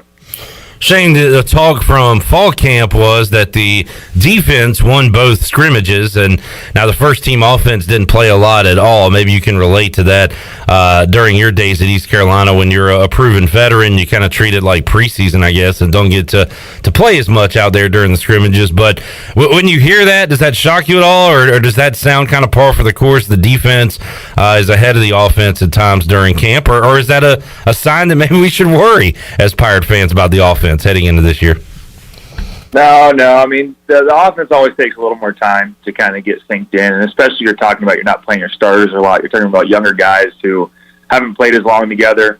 Got to get the rhythm, the timing. Understanding what you're trying to accomplish at each position. So I don't think anything to worry about. I do remember those scrimmages though, and you're playing college football because you're a competitor, and so when he's telling you, hey, we're gonna get these other guys get reps, you're a little frustrated because you want to get out there, man. And I'm sure there's a little smack talk in the locker room, this and that about defense. But as we're getting to week one, all that leaves, and it's just like, hey, you guys keep doing your thing. We're going to pick up our end, and now you can go start talking smack to guys that aren't wearing purple or gold.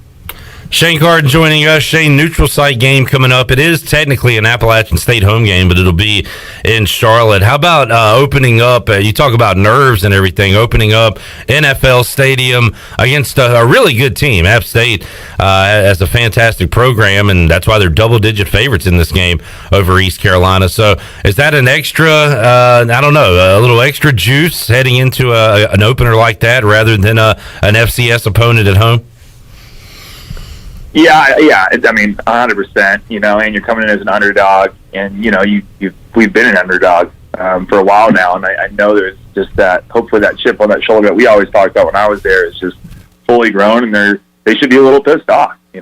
Quite frankly, I mean, I would be too if I was them, and I'd be ready to go show it, like I kind of said earlier. So yeah, absolutely, going to NFL Stadium, going to play a team that all of a sudden is favored by double-digit numbers, and we're coming in, and it's. I'm sure there's plenty of motivations for multiple reasons, but yeah, I'm sure I'd have a little pissed off excitement to go show and prove what the Pirates can do. That's for sure. Shane Carden joining us. Shane, it's a different level, but you mentioned year 3 earlier for you. It's year 3 for Mike Houston, and you were here when Ruff and Riley really got it clicking too at East Carolina, in much part thanks to you and Justin Hardy and the pieces around you. But what is the difference year 3 to year 1 with the coaching staff? You can somewhat talk about it yourself, being a high school coach there, but for Mike Houston now being in year 3, sounds like there's a lot more depth. There's this comfortable feeling within the program with the players and leaders on the team. So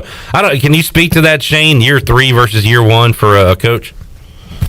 Yeah, absolutely. I mean, I think, what Coach Ruff used to always say, that the biggest thing is culture. And when you're talking about being a head coach, you're talking about bringing your culture in. And the culture that I brought to my high school, where I'm coaching at, is, there was a bit of a quit in the kids, and there wasn't this thing of calling coach. It was kind of my first name, and there was just kind of, hey, maybe I'll show up on time. I don't really got to tell them from out there. And so there's a lot of things I had to kind of hey, that's not how it's going to fly here. We got to get more mentally tough. We got to show up all off season. We got to do this. And so, 3 years of kind of building your own culture. By year 3, you can kind of figure out if you're going to get it there or not. You kind of have a better understanding of where you're at. For college, obviously, you get to recruit and bring in the kids that you want for your culture. And that's a much bigger deal. High school, you have the kids you have. And I've been going down to Optimus. I'm in charge of running that as well now on the group there that runs that. I'm close to middle school coaches. So with the high school building a culture, it's from, Optimist up. And then you talk about for college, it's just making sure you're getting your right guys in there. You're going in to see kids, and you're this kid is a good kid for my culture. And then, very similar last night, we were picked last in the league. And so Friday night,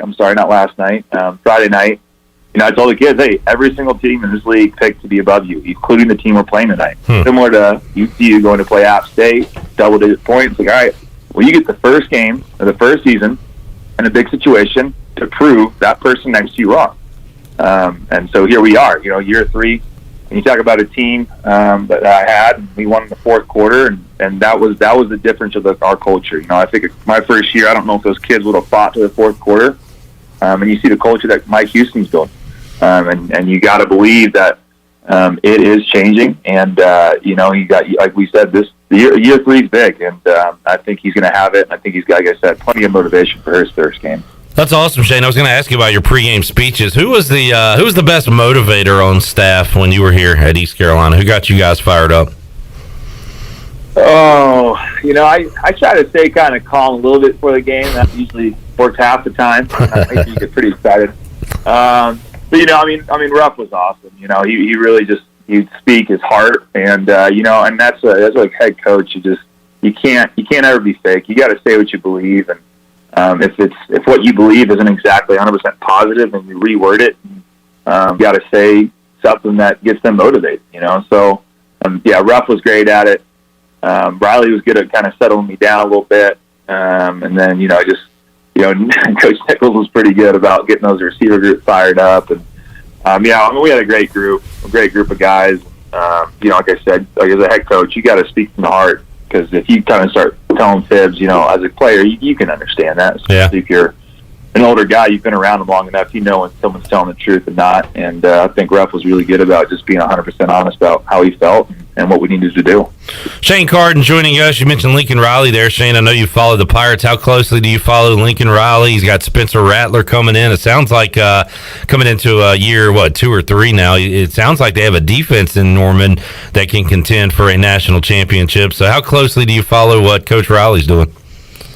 Oh, quite a bit. When they're on TV, which is quite a bit, I try to watch. My offense I run is based off the same deal we ran at ECU. So what he's running at Oklahoma is obviously a bit different, but the same concepts. So I like to watch his offense and still pick up things in here and there. And I'll talk to him every once in a while. But yeah, it's a fun offense to watch. It's usually some big games, and hopefully they can get over that hump, get back into the playoffs, and win a game in there this year. Shane, after playing so many snaps at ECU, Holden Ayler's kind of in a similar spot. He's returning as the starting quarterback. How did you make sure things didn't get stale? How did you make sure you never peaked? What do you, if you're Holden Ayler's now heading into another year of starting at ECU, what does he do during the offseason to get better? What did you do specifically to make sure you continue to get better despite success at ECU? You keep watching your film, and there's always things you get better at. I was a college player, he's a college player, and you look at the NFL guys, and you look at Tom Brady, the perfect example. Obviously, that's a pretty big outlier from a normal, but I mean, he's always watching film, always trying to get better at something, and it's easy to do. There's a lot of success that people see on film, and in the stadium or watching TV, but there's so much more behind it. A lot of times, it was a great play. Actually, I missed my first read and called the wrong protection, did this. My feet were off, but, somehow it worked out. goes back to the whole thing. When you're winning, they want you to write a book. When you're losing, they question whether you can read one. So, when you're doing well and you're playing well, everyone thinks you're doing great. But I'm sure there was plenty of stuff that he saw and his coaching staff thought I saw, and that's what good coaches do, and that's what I've talked with Riley in the off season when I was at ECU. We'd always really pick on stuff, and hey, your feet can be a lot better here. Hey, this is a little slow read on this play. And then, when you're going back through camp and everything, kind of going the same installs. And, I had the same, different notebooks every year, but they would always be written down. I still take the same notes, make sure I was on it, make sure I knew it. And then you just take it to the next level of making sure that every single person that in that room, when you're talking offensive meeting, knows exactly what they're doing. So the way you can be better is to help other guys be better. So if you know it and you're feeling like you're good with it, okay, go help that guy. Make sure he's good. Make sure the guy behind you good. Make sure your left tackle knows where you're going to be. You just get more in sync with everybody. And that's what we were able to do my senior year for sure. Shane Carden joining us. Shane, I like what you said earlier about the preparation. You do way more preparation than you do play in the actual game. Justin Hardy, 387 catches during his career. He was surpassed by Zay Jones, who had 399. But Justin Hardy, 387 catches. All, if not, most all of those catches came from you. How many passes and completions do you think you had to Justin Hardy off the field, off the playing field? We're in the thousands, right? Oh man, endless. Couldn't be able to tell you count number wise. Just absolutely insane. And I think you're seeing a dip in football across the U.S. right now, and attendance and kids wanting to play. And it's a sport like you said, like I said. It takes longer to prepare, and a lot of people want everything. Everyone's wanting something now. They want immediate satisfaction from what they did to work. All that. And football is not that kind of sport. Football is a sport where you have to grind it out. You got to put in time, and you may not see your reward from that for maybe 3 years. Let's say as a head coach, put it in culture, like putting all this time. It takes 3 years to really see your culture come to fruition. Playing wise, 2 years, I tell kids every once in a while that, hey, you may be not the starter right now. I spent 2 years on a scout team to build up and then lost the job and then was finally given a chance. It's a great life lesson sport. And, I'm hoping that all the work that's been going on at ECU starts to show this season. Shane, Bryce Williams joins us every Wednesday, and what a fun, lovable, big hunk he is. We would sit here and watch old games, and he doesn't remember the plays. And I don't want to make fun of him. I don't think it's a CTE thing. I just think he's so in the moment. He'll sit back and go, "Dang, I don't remember that." Okay, yeah, I remember that. I remember. What was it like being in the huddle with Bryce Williams? Did you have to explain things a couple times to him? What was that like, Shane? First of all, it was a great impersonation. Dang. I hope Bryce is listening to this one, so maybe I can jump on his show one of these days. But no, luckily we were no huddle, so I have to explain everything to him. Good point. Yeah. No, Bryce was a very smart player, man. There's some people who, as we all know, are book smart and street smart, football smart, and it's all a little different. And he was a heck of a player, great friend of mine. But no, when I look back, as a coach, I can remember plays from Friday night way better. I remember there was a game, someone asked me about a last throw to break some record. I honestly couldn't remember what the play was, or what had happened. And I just 100% cut in the play just as the game just had ended. There were certain plays, obviously, I remember. I'll watch film. I'm like, oh, yeah, I remember that. Or watch an old TV clip. But, yeah, coaching-wise, I can almost run back through the game in my head. I think it's just a little easier because you're not out there running around. It's all mental, and you're all just thinking about it a bit more than when you're a player. We saw a great highlight. I think it was Virginia Tech. You hit Bryce the back of the end zone. Great leaping catch, and he runs off the field. Remember that one? He did remember because he was on the sideline instead of on the PAT line. And you guys had 10 on the field. Luckily, you made the extra point, but he was supposed to be out there, but he got too caught up in celebrating his touchdown. That was fantastic. He cut his hair now, so maybe if that happened today with shorter hair, he would have remembered the hair. There you go. Shane, great catching up with you, man. So your full systems go. Got another high school game coming up this Friday night, right? Absolutely. First home game against a pretty good team, so we're looking forward to it. And Shane, Pirates on Thursday night, so you'll be able to look. Once you get into college football and coaching, I found this out talking to Donnie Kay, who's a Washington football fan like myself. You barely get to watch any games, so hopefully at the high school level, at least you can catch the Pirates Thursday, maybe some college on Saturday. But you're pretty locked in, right? I am, and luckily it's a weird deal this week where our JV is actually playing before us, so I'll be free Thursday night. Good deal. You bet your butt I'll be watching ECU. Shane, great to catch up with you, man. We wish you the best of luck moving forward. We'll talk again down the road with you. Sounds good, Clip, and I'll make sure I'll get some time to get on Bryce's show here soon. That would be awesome, Shane. Shane Carden joining us on the Fixed NC Live line. Got to get him here on the show on a Wednesday, so we can get Bryce and Shane going over some of their memories playing together at Dowdy Ficklin Stadium. That'd be fantastic. Shane Carden, man, all-time great at East Carolina, and now doing great things as a high school football coach. We'll talk to another former Pirate who is coaching high school football on Tuesday's show. Brandon Simmons, former East Carolina bruising running back, going to join us on the program coming up on Tuesday to get his thoughts on the season opener against Appalachian State. Let's take a time out. When we return, we'll hear some of Mike Houston's comments from earlier today. Also later on this hour, the big man on campus, Jeff Nadu, joins us to talk week 1 college football. It's all football here on Pirate Radio Live. More to go after this.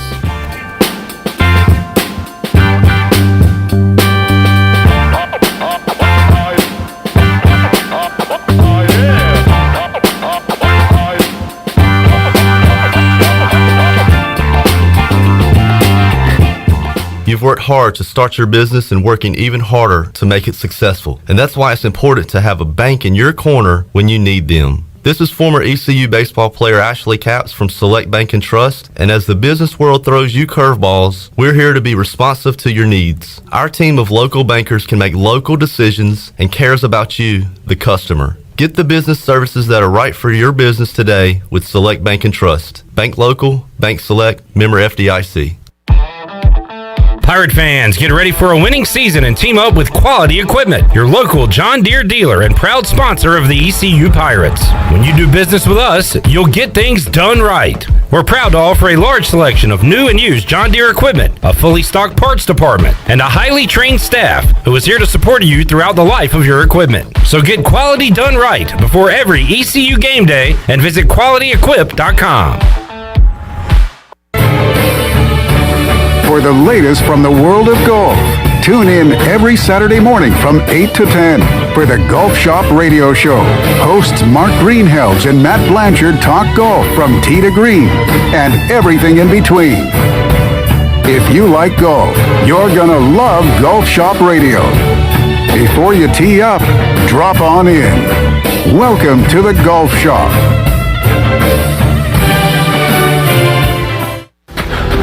Why do I run? Is it because I'm driven? Because I love the challenge? God, no.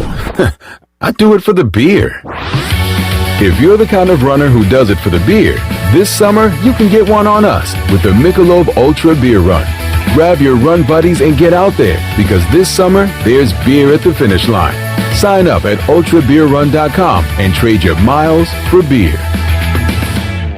This is John Gavigan with the Gavigan Agency. Our top priority is doing what is best for our members. Whether you are buying a new vehicle, a new home, protecting your family with life insurance, or filing a claim, our agency will be there every step of the way. Our goal is to become a trusted advisor for you and your family for all of your personal and commercial insurance needs. Give us a call in Greenville at 756-1400 for a car, home, business, or life insurance quote today, and give us the opportunity to show you the benefits of doing business with someone who cares.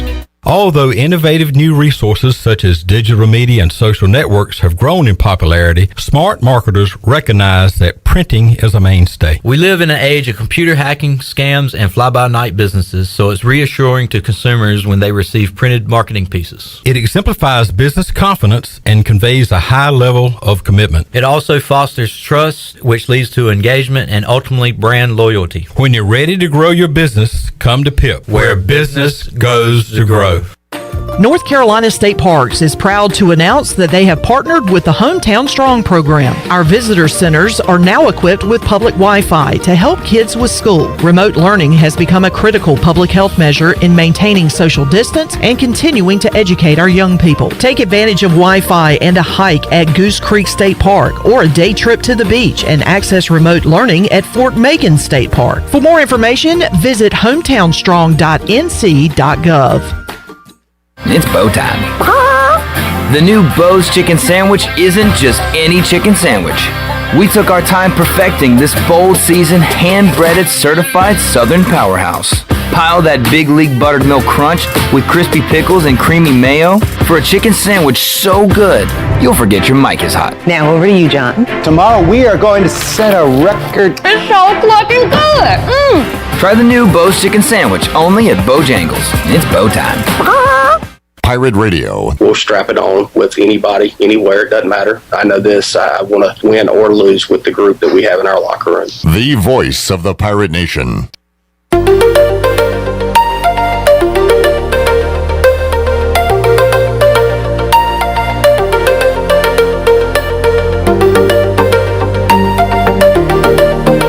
This hour of PRL is brought to you by Tommy's Express Car Wash. Come experience the difference at Tommy's. Now open at the corner of Greenville Boulevard and Red Banks Road. Doesn't your car deserve it? Visit Tommy's Express Car Wash today. Now back to the show. Welcome back. Come out to Granger Stadium this season and cheer on your Down East Wood Ducks. You only have a little bit of time left before the season ends. Get your tickets now at woodducksbaseball.com or give them a call at 686-5164, and we will see you at Granger Stadium for Wood Ducks baseball all season long. Go Woodies! Now let's head back in to PRL. Here's Clip Rock. All right, back with you on Pirate Radio Live. The NFL preseason has thankfully come and gone, and unfortunately, another casualty to a big name, a starting running back for the Baltimore Ravens. J.K. Dobbins was injured during their game against Washington on Saturday. He was officially today placed on season-ending injured reserve. So Dobbins joins Travis Etienne and Cam Akers as potentially, starting high-quality, big production running backs who will not be playing in the 2021 season. So you hate to see it. Hopefully, with this week between now and the games, you can still have a freak non-contact injury, but hopefully the injuries are done and everybody healthy now will be healthy week 1 of the NFL season. Hopefully everybody healthy now will be healthy Thursday night when the Pirates take on Appalachian State. Let's hear part 1 of Mike Houston earlier today as he met with the media. This is from a few hours ago. Coach Mike Houston. All right, game week's finally here. So, to be honest, with it being a Thursday night kickoff, we're late in game week. So we're getting ready for what would be our Wednesday afternoon practice this afternoon. Had a really sharp practice last night. And you could tell last night the kids, they're excited to play. Had just a different pep in their step. Great energy, great focus. So, really excited about the matchup this Thursday night. Certainly a great challenge against a very good Appalachian State football team. But we're excited to get back to playing, and we're excited. We're going to have a bunch of Pirate fans in the stands down at Bank of America Stadium. So, looking forward to it. So, questions? Big opportunity for the Pirates. Get my microphone here. Go ahead. Sorry. Big opportunity for the Pirates this week. Talk about what that presents for you guys and getting off to a good start. Well, we're facing a good football team. It's a team that has had a lot of success. Most of those guys are 5th or 6th year seniors. They've won a lot of games since they've been there. So it is a great challenge and a great opportunity. It's going to be a good matchup. I'm excited about the group that we have. They'll be ready to play. I expect us to play very well. But it's a chance on a little bit of a national stage in an NFL stadium, ESPN game. It's a chance to really find out a lot about ourselves and to be in a situation to play against a very good program. Coach, you kind of touched on this somewhat in the preseason, but playing with juice, all that early, but also playing with discipline. Like, how important is it going to be to not make mistakes against a veteran football team that can take advantage of that? Well, I mean, I think that's going to be the key. That's the deal. Whether you're talking about turnovers, because I do think turnovers will be a factor in this ball game. Which team can take care of the ball, which team can force some mistakes. I think being able to play aggressively and downhill like we want to defensively at the same time, not give up anything cheap. I think that's going to be critical. They're a team that has a lot of experience and guys that play a lot of snaps. Virtually every position, both sides of the ball. So that's a group that usually doesn't make a ton of mistakes. But it's game one, so I think both teams it's going to be critical for them to execute at a high level. Coach, can you take us through the rest of the schedule for this week? It's a short week. You guys are already on a Monday. What the game plan is for the rest of today, tomorrow, travel day, and then game day? Well, we'll practice this evening, do our Wednesday practice, which is our last kind of heavy day for the week, and then come back tomorrow afternoon with practice before walking through here Wednesday morning and heading to Charlotte around lunchtime on Wednesday. So, still some work to be done. But it's a deal where now you're cleaning up execution things and sharpening up some things in the kicking game, and just try to get the kids as fresh as we can so that they're ready to go Thursday night. Mike Houston earlier today at his weekly press conference, which will go back to Tuesday on a normal game week, so we'll hear from him ahead of ECU South Carolina coming up next Tuesday.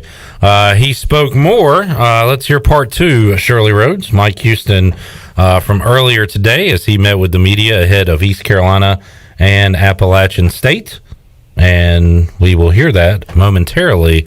But I'd love to set it up just a little bit more, because these comments you're going to hear are Mike Houston answering questions from the media about the game against Appalachian State, which is coming up Thursday night at Bank of America Stadium in Charlotte, North Carolina. That would be in Mecklenburg County, where that stadium is located. The NASCAR Hall of Fame is there.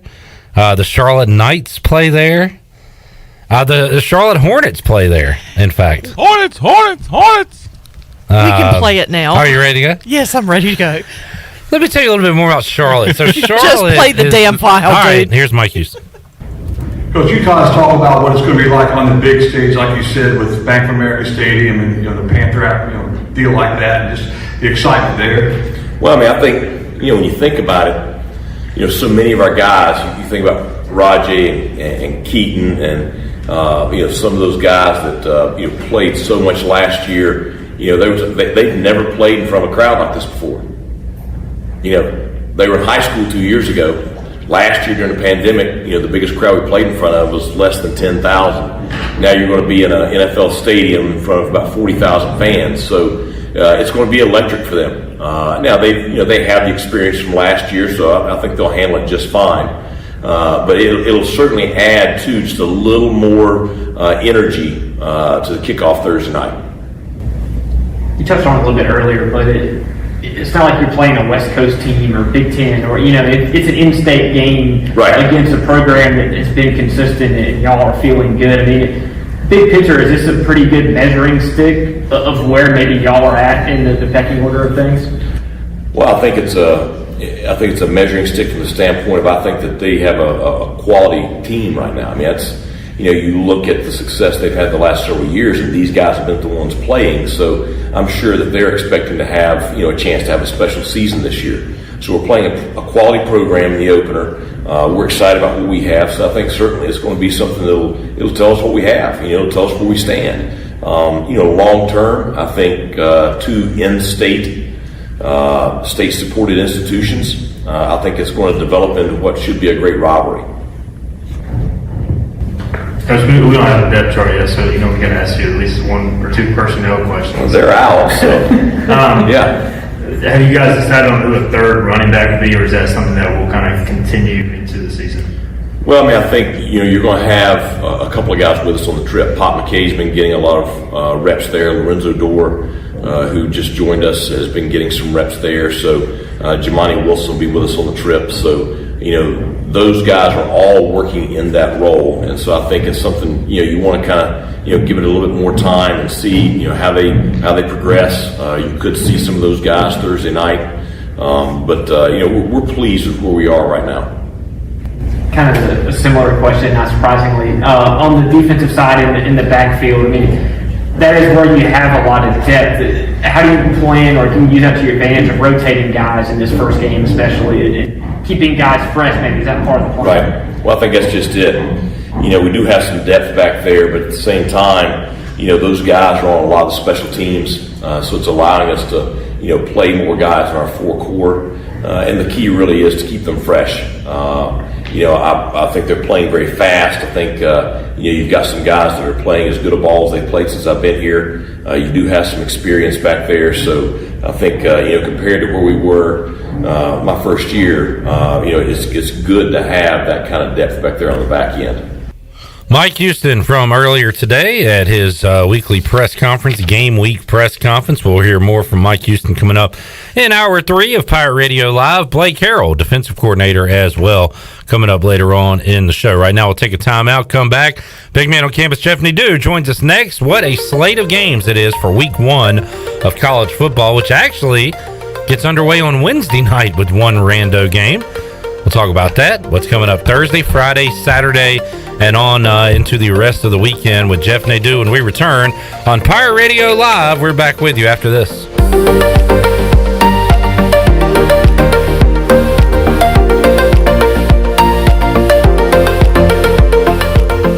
Save lives, be a hero, and make $1,000 your very first month donating plasma at Grifols Biomat USA. At Grifols, it adds up fast. New donors can earn up to $1,000 in your very first month. It's the easiest way to make extra money. Start now at Biomat USA, 505 South Memorial Drive, Greenville. Find your donor center at grifolsplasma.com. Make up to $1,000 in a month and save lives now at Grifols Biomat USA. A better donor experience and better pay. Burgers, wings, hand-cut, hand-breaded chicken tenders, fresh salads, and cold beer is the starting lineup at Tiebreakers and has been keeping customers happy for 20 years. Tiebreakers family atmosphere is the perfect place to come watch your favorite team play while enjoying a great lunch or dinner. In a hurry or looking for catering options? Get Tiebreakers to go. That now includes the new curbside pickup by ordering online at tiebreakersnc.com. Tiebreakers. Hello, this is Talbot Green with Angel Oak Home Loans. Now's the time to take advantage of the opportunity to buy more home or refinance your current mortgage at historically low rates. The combination of our local team's experience and Angel Oak's wide offerings of products from standard conventional, government, and portfolio loans has something for most financial situations. For more information, call Talbot Green, Joanne Weir, or Wanda Hager at 751-2060. NMLS 1719250, Equal Housing Lender. Safety comes first at Greenville Utilities. Did you know that by itself, natural gas is completely odorless? As a safety precaution, a chemical is added to the gas that gives it a distinctive and unpleasant odor. This allows you to detect the slightest amount of natural gas both indoors and outdoors. If you smell a strong odor of natural gas in or near your home, you should immediately call Greenville Utilities. GUC maintains staff around the clock in order to provide immediate response to emergencies such as natural gas leaks. You can count on GUC to keep safety job number one. Chico's Mexican Restaurant in downtown Greenville is the perfect place to get all your amigos together for some Mexican food, fun, and football. Chico's has been a game day tradition for Pirate football fans for over 30 years. Whether the game is home or away, make it a Chico's day for some great specials and the best chips and salsa in town. Chico's Mexican Restaurant in downtown Greenville and online at chicosrestaurant.com. Go Pirates! Hi, this is Jeff Charles, and welcome inside the booth. Legendary broadcasters are always fun to talk about. And wait until I tell you about this gentleman. That's coming up next. Baltimore Orioles baseball. Mize delivers. Stewart swings. This is a tall shot out towards right field, going back. The flag court is a frenzy, and it's anybody's ball because it's a DJ Stewart home run. 8th home run for DJ Stewart, and the Orioles are going to force their way back into this one on the long ball. It's cut in half. They trail 6-3. Catch all the O's action right here on Pirate Radio, your home of the Baltimore Orioles. His name is Jim Weber. You've probably never heard of him. He's the voice of the Toledo Mudhens in his 44th year. And get this, he's never missed a game. Over 6,000 consecutive baseball games. Can you imagine? He started behind the mic in Toledo in 1975. And speaking of Toledo, the Mudhens have been around forever, starting in 1896. Remember when Jamie Farr incorporated the Mudhens in his MASH character? On a personal note, an old high school teammate, Chris Hardman, has spent 43 years as the head baseball coach at Ottawa Hills High School, a Toledo suburb. They've named the field after Chris. He's had a remarkable run, including a state championship, just like the incomparable run Jim Weber has had as the voice of the Mudhens. Jim is 67, Chris is 70. Retirement is not in their vocabulary. Come on back again next time, and we'll visit inside the booth. Hi, this is Parker Bunch. When I'm not hitting dingers or going viral, I'm listening to Pirate Radio, the voice of the Pirate Nation.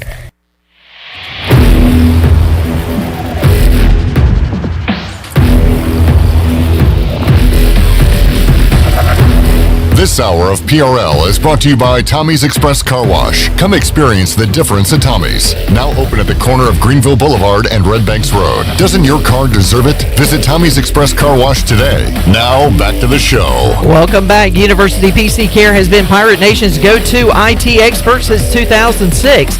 They are the best, the local tech support experts for any of your business needs. Let University PC Care take care of it so you can take care of business. Visit universitypccare.com to learn more today. Now let's head back in to Pirate Radio Live. Here's Clip Rock. All right, what a great week one slate of games it is, beginning Wednesday night with one game. We'll talk about that in a moment. You got a bunch of games Thursday night, including the Pirates and Mountaineers live in Charlotte. There's some football action Friday. All day Saturday, and it goes on into Sunday and Monday as well. Week one has arrived. Let's talk about it with the big man on campus, Jeff Nadu. He joins us on the Fixed NC live line. Jeff, how you doing today? Pretty good, Clip. How are you? Hey, doing all right, Jeff. We got a little appetizer over the weekend with week 0, and just briefly, I'll say I tailed you on your Nebraska play, and for good reason. Scott Frost kind of, hot seat. He's got a quarterback that we've seen play well in the past that we assumed would grow, and Martinez would come out with a strong 2021. And early on, it looked good. Some dumb penalties hurt Nebraska. And then the thing just got away from them, and they looked terrible. And I got to say, I didn't think they'd blow them out necessarily, Jeff, but I was shocked at how bad the Huskers looked on Saturday. I know you were as well. Yeah, I think sometimes, when it's broke, sometimes you can't fix it. And, Nebraska is, they're really at I think, an odds. I think we just have to realize they are what they are. I didn't think it was that bad. Keep in mind, Art Sitkowski, who came in to play quarterback for them, this was a guy that I think he had 20 interceptions in his last season at Rutgers. He was dreadful. I think he had 5 touchdowns that year. It was hard to watch. Adrian Martinez, that was one of the worst performances I've ever seen. Yeah. I don't, and I will say this. The offensive line was horrific as well. I don't. You ever see those games, Clip, when you watch football where the offensive line just can't seem to stop anybody? Yeah. The pocket was just collapsing. He couldn't figure out what he wanted to do. It was hard to watch. And you have to look at now. This is probably another year where they're not going to make a bowl game. And, if I were them, I'd have fired Scott Frost today. I know they weren't going to do it, but you've got to set an example. And it was pretty clear that they weren't prepared. And I think Scott Frost is, on his way out there. All right, I'll do a bridge from week 0 to week 1. I'm looking for the line right now, Jeff, as UCLA took it to Hawaii on Saturday. Huge game for them coming up in week 1 now against LSU. And I'm struggling to find that line. Maybe you know it, but what's your take on Bruins and Tigers coming up this Saturday night? Yeah, so I think this game is obviously interesting. LSU comes in and obviously a weird situation. Whether we think it's good for a team or bad, I mean, there's a lot of weather things going on in LSU. Yeah. Now, I'd have to imagine a lot of those kids are affected by it. What's the mindset? Are they going to be able to have a normal week? The routine's going to be thrown off. I think this is a really tough spot for them, especially when you're facing a team, that, played already. Yeah. I think they're at a big disadvantage here, especially when you look at the fact that this is, a true home game. I mean, this is a really tough spot. The fact that they're a dog, I mean, UCLA, is a 3.5 point dog. I mean, you're nice price on the money line with them. LSU also, remember, to make matters worse, I mean, they have a brand new quarterback in Max Johnson. You like the defense with Stingley and a couple other guys, but yeah, I think the wrong team is favored here. This is a decent LSU team, but I don't think they should be 3.5 point favorites with all the things that are going on. I think but again, here's the thing, Clip. UCLA is going to be a massive public dog. Yeah, everybody saw him last weekend. Yeah. Yeah, and again, it almost seems too good to be true. And for me, I'm just not going to bet into those situations. I'm not. Yeah. Especially with how good the public did over the weekend. I mean, there weren't a lot of things that went wrong. When you see people, and I'm not going to say who, but when you see people go 4-0, 5-0, that don't win, you're gonna get a rude awakening. And I'll relate it, Clip, to something that's easy to understand. In Italy, week 1, Serie A, every game went over. Every game. Both teams, the score came in over. Everything happened. This week, we started seeing 0-0 games in Atalanta game and Sassuolo game. And, to say 0-0 in those games, that's like seeing an Oklahoma game be 17-13. It's just not normal. So the books are going to get paid this weekend. You can mark that down. Jeff Nadu joining us. East Carolina App State coming up Thursday. We'll talk to the big man on the Bud Light pregame tailgate as we get you ready for that contest. So Jeff Nadu will join us Thursday during that show. I do want to say it. I've said it before. I'll say it again. I don't give out the best picks. I don't give out the best insight. Sometimes I don't know what the hell I'm talking about, but I do make this promise to you. I will let you know when games are being played in the sports world, folks. And PSA, there is a game Wednesday night on ESPN, UAB and Jacksonville State. So I just want to let people know, Jeff, that if they don't feel like waiting till Thursday, you got another little appetizer coming up Wednesday night. Yeah, I'll tell you, the next couple of days, Monday, Tuesday, there's no international soccer either for me. The only thing going on right now, it's a international break, so there's no games for that. As you said, the only thing we really have right now is baseball. Yeah. Look, that is going to be a very wagered game. But just remember, this is a Jacksonville State team that are dangerous. They are always a very good defensive team. They've got some high-end talent on this team. They're going to be a top 25 group. So I wouldn't be running to the window just to play UAB because you like UAB. You're getting a very good line here with Jacksonville State. This is, I think, a game where it's probably like 30-21, 31-21, something like that.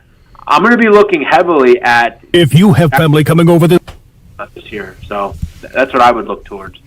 Jeff Nadu joining us on the Fixed NC Live line. Jeff, we'll dive into ECU App State when we talk to you on Thursday. Also, some other Thursday night games. Let me bounce around for a moment, if you don't mind. Let's go Friday in Blacksburg, North Carolina. Once again, and maybe for good reason this year, but they seem to be always overrated heading into the season. I know they have a fantastic quarterback in Sam Howell. They are 5.5 point road favorites. In Blacksburg against Virginia Tech. We mentioned Scott Frost maybe on a hot seat there. What is Justin Fuente's seat like? As there has been a ton of turmoil there at Virginia Tech under his watch. What do you think about the Tar Heels and Hokies on Friday night? Yeah, this is a game I actually played a couple of weeks ago. I didn't play it for a full unit. I didn't really give it out or anything, but I did play it. I got 6 with Tech. I think this is a very good spot. I think this is a game that another big public sharp split. I think sharp gamblers will be on Tech. Public will be on UNC and Sam Howell. Look, I'll tell you right now, Howell's a great player. He's a great quarterback. He reminds me a little bit, I think, of the situation that Texas has been in for the last couple of years. You know, they have a guy like Ehlinger who's a terrific quarterback. They have a good offense. I think they're going to move the ball, but I don't ever trust them to get any stops. And I'll tell you right now with Va-Tech, this is a very good quarterback they have with Burmeister. I think at home they're going to be in a great atmosphere. I like their skill position players a lot.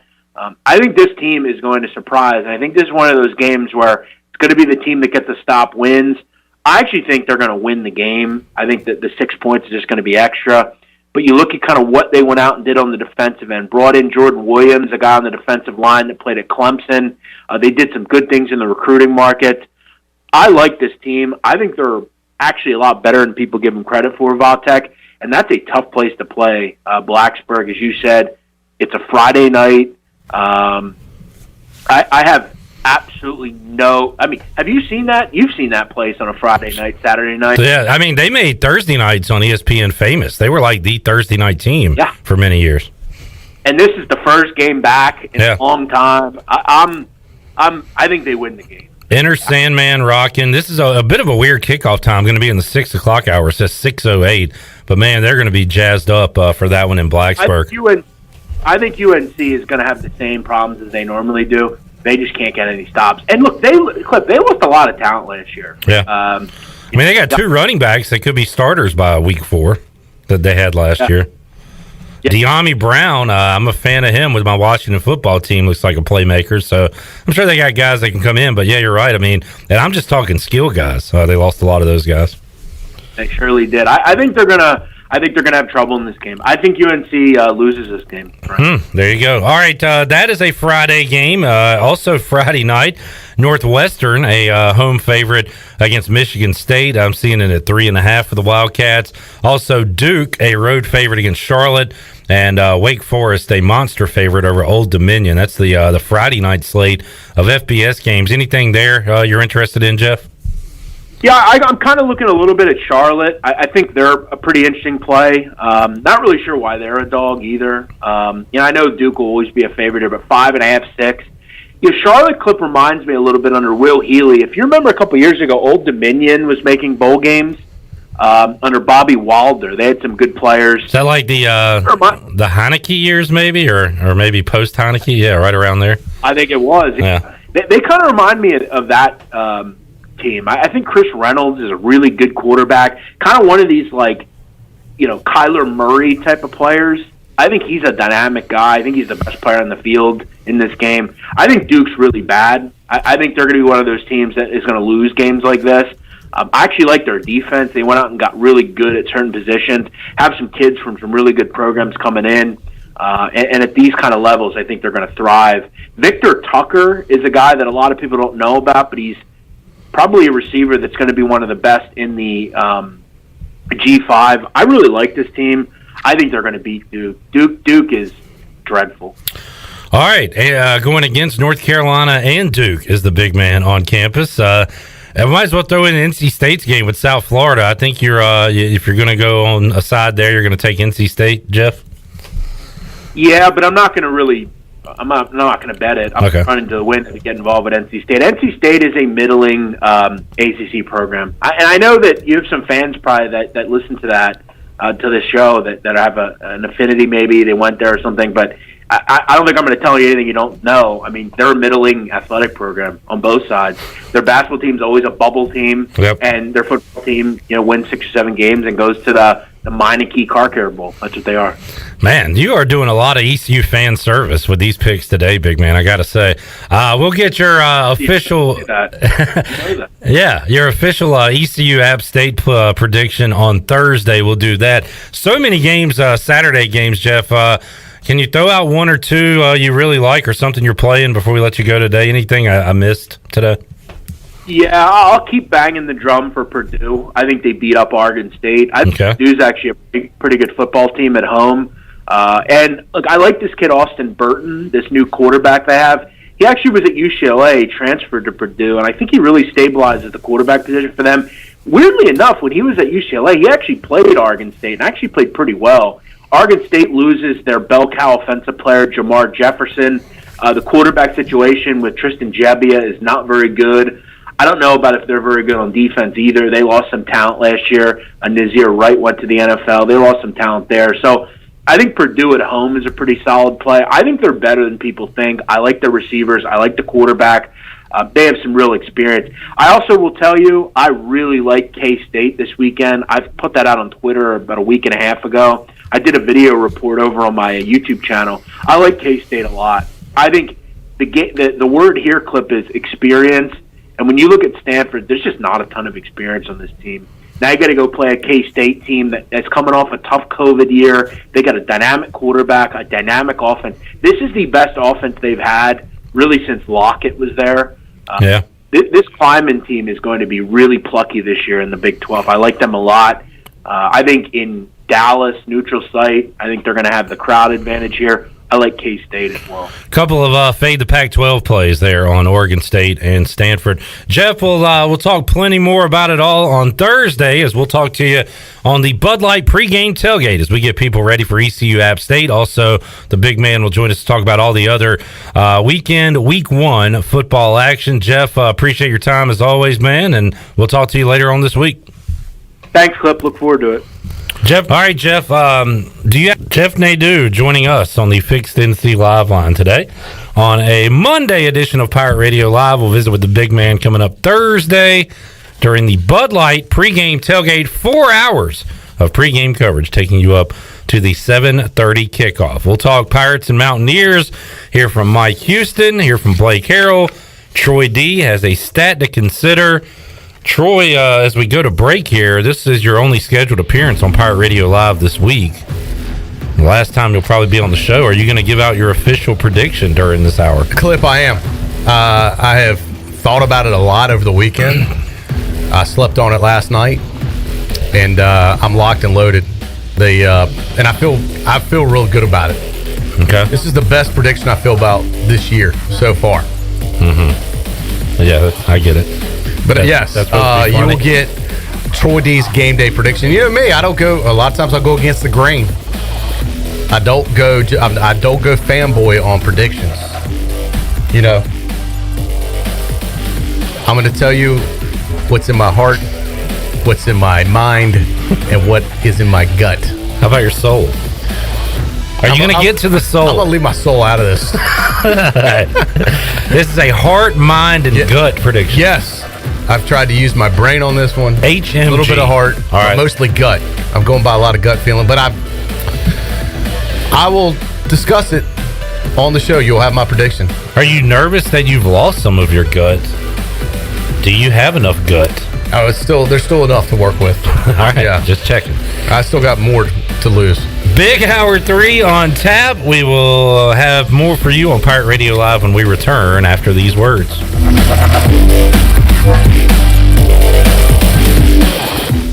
Hey Pirate Nation, Lindsay Gray here with Carolina Caliber. In 1960, my granddaddy started his firearm business right here in Eastern NC. Still family owned and operated, we have the area's largest selection for outdoor shooting sports and accessories and are one of the nation's top firearm dealers. At Carolina Caliber, we have everything you need from hunting, home defense, and personal protection, including a wide variety for ladies and youth. We buy, sell, and trade. It's a time-honored tradition. Visit us at Carolina Caliber on Fire Tower Road in Winterville. Ooh, look at all that Parmesan cheese on that papadilla. Our freshly folded flatbread filled with juicy meats and melted cheese now has a crunchy, toasty outside. Now that's what's poppin'. Order today at papajohns.com. Hey Pirate fans, order the new Parmesan Crusted Papadilla for only $7. The new Parmesan Crusted Papadilla is an MVP move for game day or any day. Place your order online at papajohns.com and sign up for Papa Rewards. Papa John's, the official pizza of the ECU Pirates. East Coast Grading and Utilities is your source for clearing, hauling dirt, and concrete work. East Coast Grading and Utilities handles all sewer and water issues as well. I'm David Vaughn. Whether putting in a new subdivision or helping you with any and all of your drainage problems, I can get the job done. Call me at 531-7494. No job is too big or too small. East Coast Grading and Utilities. Friends helping friends. 531-7494 for East Coast Grading and Utilities. Hi, this is Jeff Charles for my friends at Ed Watkins Marine. I've known Ed personally for years, covering his winning performances on the football field And on NASCAR's pit road. Now Ed is winning on the water, and you get to win too. You win with awesome boat prices from Ed Watkins Marine. And, of course, great service after the sale. If you're looking for a new boat, contact Ed Watkins Marine today. They will deliver anywhere. Find them online at edwatkinsmarine.com and tell them the voice sent you. Pirate Nation, the newest sports bar is Quarters Bar and Grill, offering gourmet burgers, hot dogs, and wings with unique flavors Greenville has never seen. Pirates like to drink too. Quarters Bar and Grill offers a selection of 10 beers on tap and over 50 different craft beers. Come check us out at Quarters Bar and Grill, open Wednesday to Sunday, 11 to 11, located at the shopping center next to Krispy Kreme. Check us out on Facebook and Instagram and be on the lookout for Quarters Cash hidden around downtown Greenville. Quarters Bar and Grill, the plunder never tasted so good. My whole business just went up in flames, but my agent was there before the fire was out. We started a plan. I've got 25 employees who could be out of a job if we didn't get this place running again. My independent agent and auto owners insurance, they made sure we didn't skip a beat. I mean, we didn't miss a single payroll. That's incredible. For whatever lies ahead, we're always there. This is Jeff Gibson with Town Insurance in Greenville. Call me today at 756-8300. Go Pirates! Hey Birdland, do you want access to every Orioles home game in August and September? Now you can with O's Unlimited. For just $40 per month, you can have month-long access to every game in August and September. The O's Unlimited Pass will give you general admission standing room only access throughout Oriole Park, including the Flag Court and Budweiser roof deck. To purchase your O's Unlimited Pass, visit the Orioles Ticket Marketplace at Orioles.com/tickets or the MLB Ballpark app and have your tickets delivered instantly within the app. Guess what, Greenville? Calzones are back. Community Calzone is the only restaurant in town specializing in calzones. Choose from over 50 different calzones, or you design your own with unlimited options, including vegetarian. Community Calzone also features wings, huge salads, and more. Plus, they deliver to almost everywhere in Pitt County. Located on Greenville Boulevard next to Ashley Furniture Warehouse, they're open for lunch, dinner, and late night for dine-in, pickup, or delivery. It's Community Calzone. This is Pirate Radio, WGHB Farmville, 1250 and 92.7 FM Greenville, WDLX Washington, 930 and 104.1 FM Washington.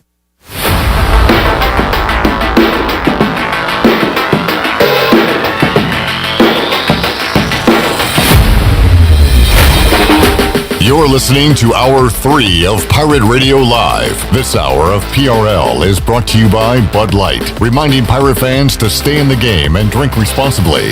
Bud Light, the official beer of the ECU Pirates, and proudly distributed by Carolina Eagle Distributing since 1989. Now, back to the show. Welcome back. Carolina Caliber has the area's largest selection for outdoor shooting sports and accessories and is one of the top firearm dealers anywhere. At Carolina Caliber, they have everything you need for hunting, home defense, and personal protection, including a wide variety for ladies and youth. Carolina Caliber will buy, sell, and trade. Carolina Caliber, locally owned and operated since 1960 on Fire Tower Road in Winterville. Now let's head back in to PRL. Here's Clip Baron. All right, fired up watching CBS Sports HQ. They are showing the ranked games coming up this weekend. A bunch of highlights. Football is here. Troy D, week 1 of the college football season. We made it through the whatever week 0 is, and it was some ugly football, but the real deal is here now, and we are just a few days away from East Carolina, Appalachian State Thursday in Charlotte. Yeah, normally we'd have to wait to Saturday. This is going to be a quick get up to Thursday, by the way. It is going to be a sprint. Yeah, because Monday's almost gone, let's be honest. We're basically looking at Tuesday right now, and then you're a day away from it being game day. Yeah, it is, and we were talking about it in hour 1. I do not recall a Thursday opener for ECU football. So did I have the answer for you on this? Has ECU ever opened up on Thursday night before? Yes or no? What do you think? Since I don't remember, and because Thursday football became a thing around the 90s, I'm going to say no, they have not. All right. Opened up on a Thursday. And we were talking about this before we went on the air, full disclosure. I thought also, I heard you and Ellerbee talking about it earlier, so it's made me think. I'm like, have we? I'm like, I know we've played a bunch of games on Thursday night, but the little trick to this is season opener Thursday night, correct? That's the catch. That is the caveat. Clip, I'm sorry, but you are wrong. Wrong. ECU has opened up on Thursday night. And in fact, I was there. September 9th, 1993. A little game against Syracuse. It was Syracuse versus ECU. And for bonus points, can you name the score? What was that the year that it rained like sideways or something? You know, I think I was at that game, and I think that was because I remember setting up for that and getting soaking wet. I don't have the weather forecast from there, but it was 41-22 Syracuse over ECU. And by the way, I do got to give a shout out to Tom McClellan, who I wanted to fact check this with him, who is one of the best fact checkers in the business, who assisted me with this. So how about that? So 1993. But I will say this, Cliff, I forgot about that. If I had a guess beforehand, I was going to say this was the time I knew we played that Thursday night. I didn't think of that as a season opener. So I would have gotten this wrong too, and I was at that game. Was that? I was a student at ECU that year. I guess that would have been before Donovan. Oh no! If you were a student at ECU, then that's not the same game. This was 93. Yeah, okay, 93. Yeah, I was in high school. Yeah, Troy D. VP 93. Remember, Vice President Student Body Sure, it was a great year. Yeah, it's right up there. It was with a great year. I graduated 89. high school that year. So on a Thursday night, they opened up. Syracuse had actually played a few days before that. Were they a top 25 team back then, too? They were number 6 in the country. Yeah, so that was Paul Pasqualoni. Yeah, you think ASU's tough, folks. How about number 6, Orangemen rolling into town? So, all right, there you go. I was wrong on that. So there is the second time East Carolina's opened up on Thursday night. Found this, though, interesting. We have a great history with ASU, Appalachian State, over the years. Did you know it goes back 90 years, Clip Rock? I did know that. I think I forgot about that. Appalachian State leads. Now, this is where it gets interesting. Leads the overall series, 19 wins to 12 losses. So they've got ECU's number. But as of late, in the modern era, as we like to say, ECU has won the last 6 meetings, dating back to 1976. And 77, 78, 79, 2009, and 2012 is the last time these two teams met. When's the last time App State beat ECU? Last time App State beat ECU, you've got to go back to September 13th. Also, well, that wasn't a season opener, but September 13th, 1975 in Boone. App State won 45-25. ECU 41-25 in front of 13,000 fans. Probably a record at the time for App State. ECU has never lost to App State in my lifetime. Will that change on Thursday? I hope not. I do too. Yeah. So there's a stat to consider right there. The stat, of course, to consider. is a statistic you can look at. Wait, I'm sorry. What was that? The stats, of course, is a statistic you can look at. They are. And Troy is looking at that stat. I am looking at that stat. I found it interesting. So the trend is a little bit hard because it's been about almost 10 years since we've last played App State. And the last time we played them, ECU was big favorites in the game. Now that has shifted to App State being 10.5-point favorites. You're right. It's a complete role reversal. We were afraid we were going to overlook them at the time, and they were going to come in here and pull off the upset. Now, App State's the favorite. Will they overlook East Carolina, and will ECU come in and pull the upset? They've really, and you look at the past 10 years, or where really the past 6 or 7 years, of where these two programs have been. I mean, you got to give a lot of credit to App State. I mean, they have built the program like we wish we have had the past 6 or 7 years. In fact, I put it out there on my Twitter. I know you might have seen it, Clip. It came up on my news scroll, and it was a picture of a 5 years ago today of what we were promoting, our lineup. Back then, it was live at 5 before PRL for you new listeners. Monday, we were having East Carolina Athletic Director Jeff Comfer. Tuesday, ECU head coach Scotty Montgomery. Wednesday, ECU Chancellor Cecil Staten. That was our lineup. That is a power lineup. Could you imagine if all 3 of those guys were still here today? No. And where this program and university would be? Thank goodness we're under new leadership. Let me just say that. But that was just would it be anything at all? I know. Well, I got to be honest with you. We'd probably be out of business if they were still in charge. I mean, that's just the reality. Thank goodness they're not. Look at the damage they caused in just the short time they were here. We're still recovering from that, just like a stage 4 cancer that you had to have removed. But we are recovering. We've got good people in place now. I'm excited about our future. And more importantly, Clip, I'm excited about Thursday night. Yeah. And I'm done being nervous about it. I'm done being worried.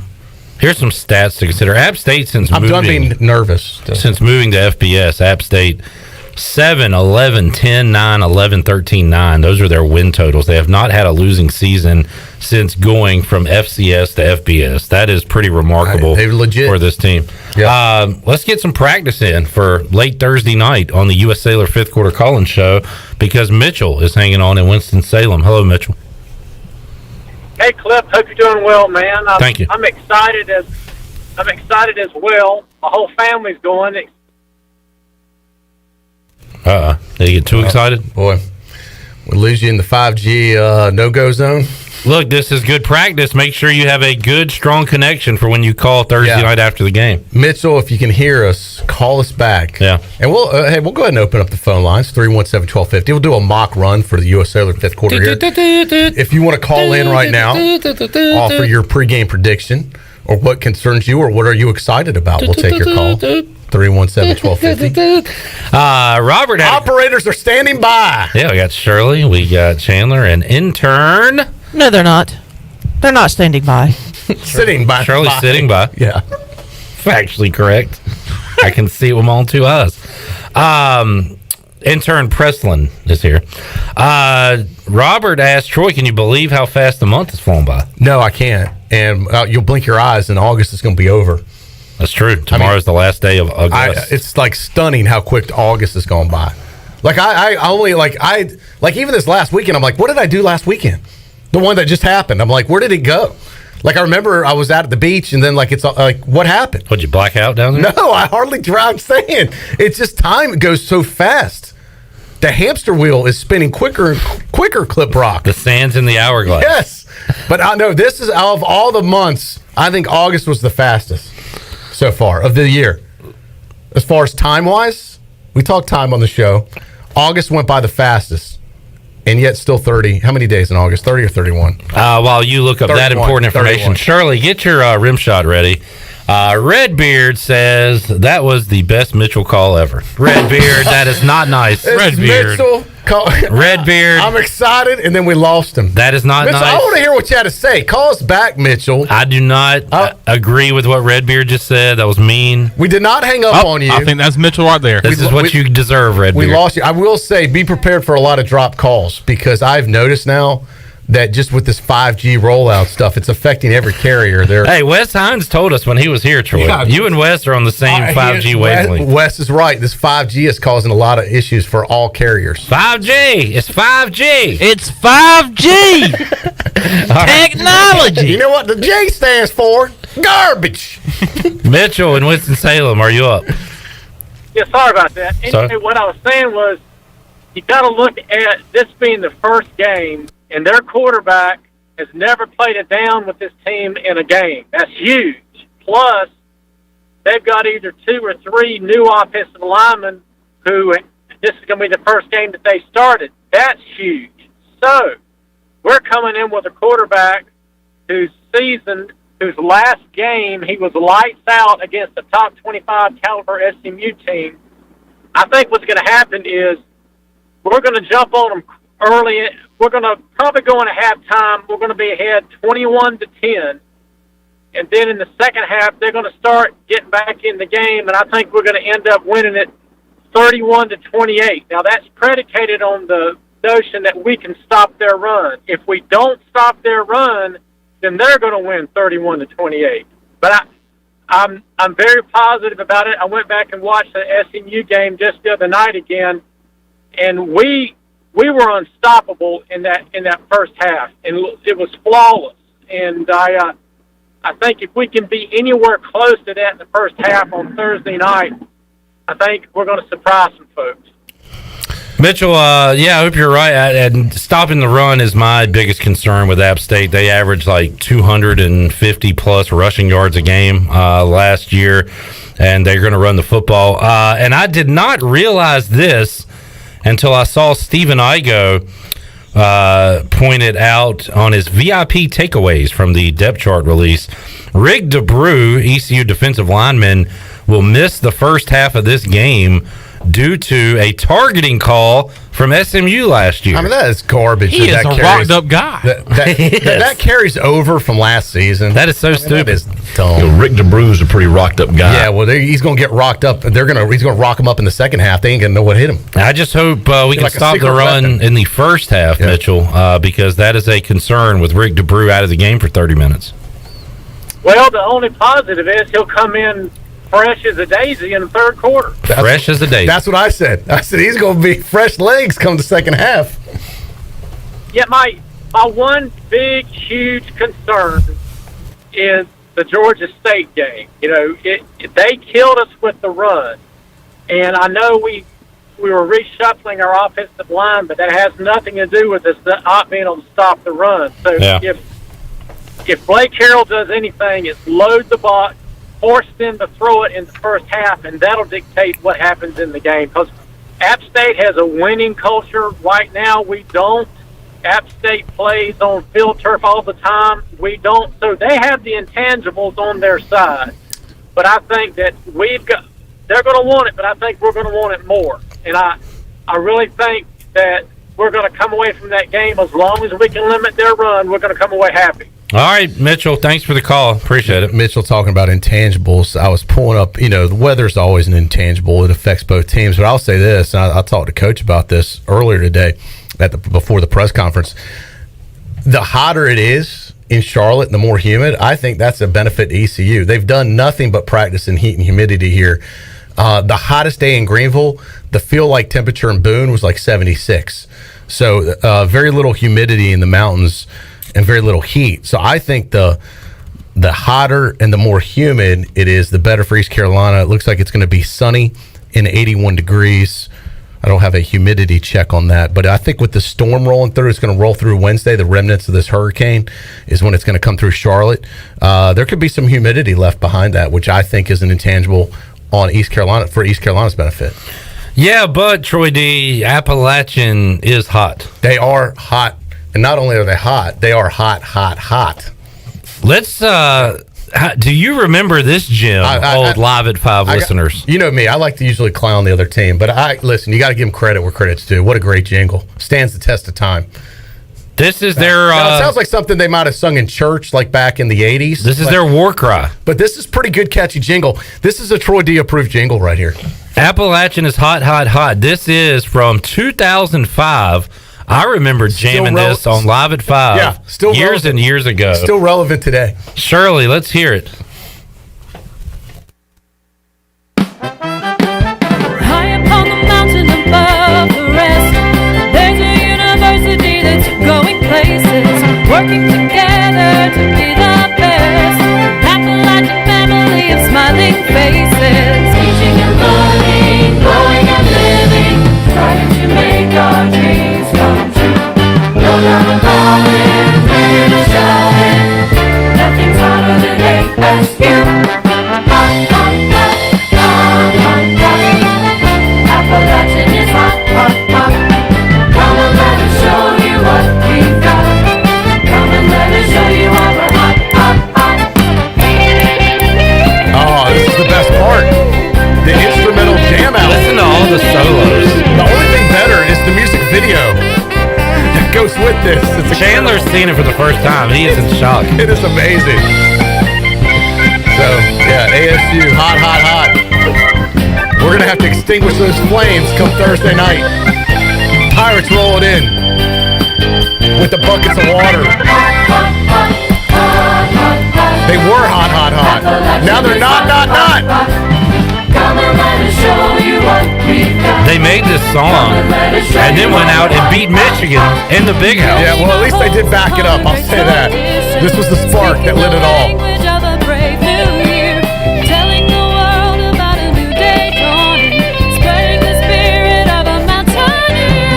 The spirit. Can't you just see them singing this at church? How about the fans singing it like Country Roads at a West Virginia game? Here we go. Here we go. That's your favorite part.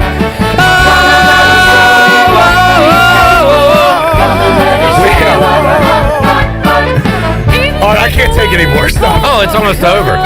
We have. Appalachian is What the hell was that? So we have Purple Haze. They have Hot, Hot, Hot. You know, I'll keep ours. What the hell was that? So, does that change your opinion on the game one way or the other? That was for our App State listeners. Oh my! I don't know. That's like some like. Did they let the players listen to that? Like Mike McCarthy watches Austin Powers for his team. That's their pregame hype up in the locker room. Oh my god! Kind of gets me going. Yeah. That seemed like some kind of camp song. Yeah. That was 2005, not 1985. Yeah. Holy We've cow. come a long way. We've evolved as a society since then. All right, we got to take a timeout. We'll come back. More on ECU App State. We'll hear from Mike Houston, Blake Harrell. We'll make you a winner. We still got a ton to go on Pirate Radio And Live. prediction time clip. I've For thought Troy about D. it for months, and I'm ready to reveal it. He's got his mind, heart, and gut prediction. You want me to do it on the other side of this break? Or save it to the end? Let's do it. I don't know. Now the anticipation is getting to me. I don't know if I can wait that long. We might have to do it on the other side of on this the timeout. other side of Let's this see timeout. how hot Appalachian State is according to Troy D. On the other side of this timeout, I will give you. I have not told anybody this, and I've not even released it anywhere. World exclusive. My very first preseason prediction for ECU. World exclusive. Coming up next. All right, that's on the way. What is it? My heart, my mind, and my gut prediction. HMG prediction These on are the all way. three. We're back with you after this.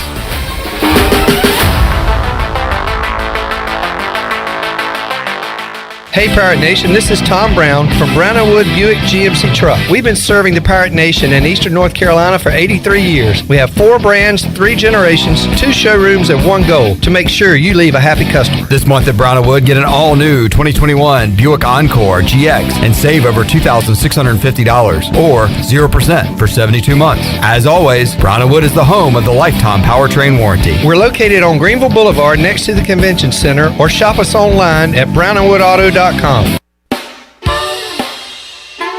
best place in Greenville to unwind after work and have fun is AJ McMurphy's. AJ's has daily food and drink specials and an awesome patio perfect for some outdoor dining. Stop by AJ's on Monday for open mic, music on the patio on Tuesday, sports trivia with me, Clip Brock, on Wednesdays, and music bingo on Thursday. AJ McMurphy's, Turnberry Square at Bells Fork, and on Facebook, Instagram, and Snapchat. Have you stopped doing your favorite activity due to chronic aches and pains? Let Eastern Physical Medicine and Rehab help. They provide regenerative injection therapy that can help with osteoarthritis, joint pain, carpal tunnel, and plantar fasciitis. Eastern Physical Medicine and Rehab will help you get back into the groove. Eastern Physical Medicine and Rehab, 2245 Stantonsburg Road, across from the hospital. Call 215-9294 for an appointment today. Warren's Hot Dog Pizza, homemade lemonade. Hey Pirate Nation, Warren's Hot Dogs 2 locations are open for business in Greenville and Chocowinity. Both locations have drive-through windows, so stop by today for hot dogs, pizzas, subs, apple and peach turnovers, homemade lemonade, and breakfast in Chocowinity, featuring homemade cheese, ham, and chicken biscuits, plus sausage dogs and more. Warren's in Greenville across from Ron Ayers Motorsports, and in Chocowinity next to the fire department. Warren's Hot Dogs. Want some? Get some. Hello, Greenville and Pitt County. We at Pitt County Schools want you to know that we are a thriving and connected school system ready and open for all students this year. We are offering all in-person learning with limited virtual options while operating on a 5-day, full-day schedule for our 38 school campuses. Pitt County Schools offers rigorous academic opportunities such as dual language programs, STEM engagement, global education, and college readiness. We also offer competitive athletics, full support for exceptional children, and career readiness opportunities such as paid apprenticeships and unique business partnerships. Pitt County Schools is fully committed to engage, empower, and elevate every student every day. Visit our website today at pittschools.org, where you'll find our new jam-packed strategic plan, our new mission and vision, our profile of a learner, or check out our unique preschools, elementary schools, middle schools, high schools, and early colleges. Pitt County Schools, engaging, empowering, and elevating every student every day. Hey, Troy D here for my friends at Villa Verde. If you know me, you know I love being outside,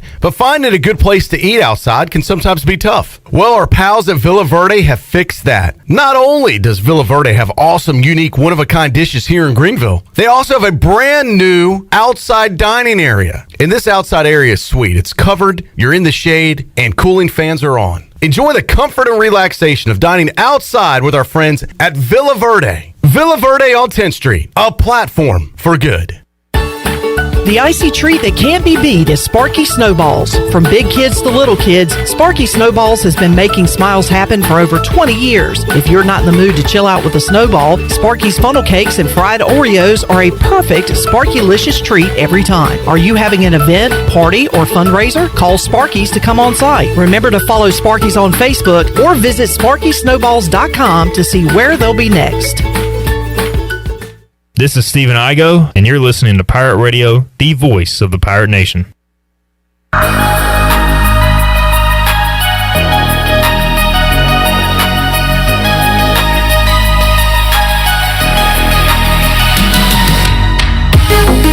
You're listening to Hour 3 of Pirate Radio Live. This hour of PRL is brought to you by Bud Light, reminding pirate fans to stay in the game and drink responsibly. Bud Light, the official beer of the ECU Pirates, and proudly distributed by Carolina Eagle Distributing since 1989. Now, back to the show. Welcome back. Orthopedics East and Sports Medicine Center of Greenville's new extended care clinic is now open Saturdays and Sundays from 10 a.m. until 2 p.m. so you can avoid the emergency department for any urgent orthopedics care. For more information, call 757-2663 or visit orthoeast.com.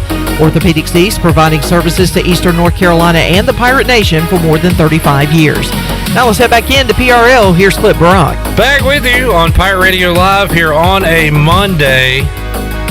And something feels different, Troy D. It's a game on Thursday. It doesn't even feel like a Monday. We're almost at the finish line to the start of the season. This should be a Wednesday. Like I'm fired up. Yeah. I'm very Monday's excited. the new Wednesday when you're playing on Thursday. That is Excitement correct. time! That is the two words that describe this time. Excitement time. Exactly. Hey, earlier we were talking about whether this was ECU's first Thursday night ever as a season opener. And if you missed that, it is not. It's the second time. The first time, September 9th, 1993, ECU playing Syracuse, and I had a friend remind me of this too. I was there as a student.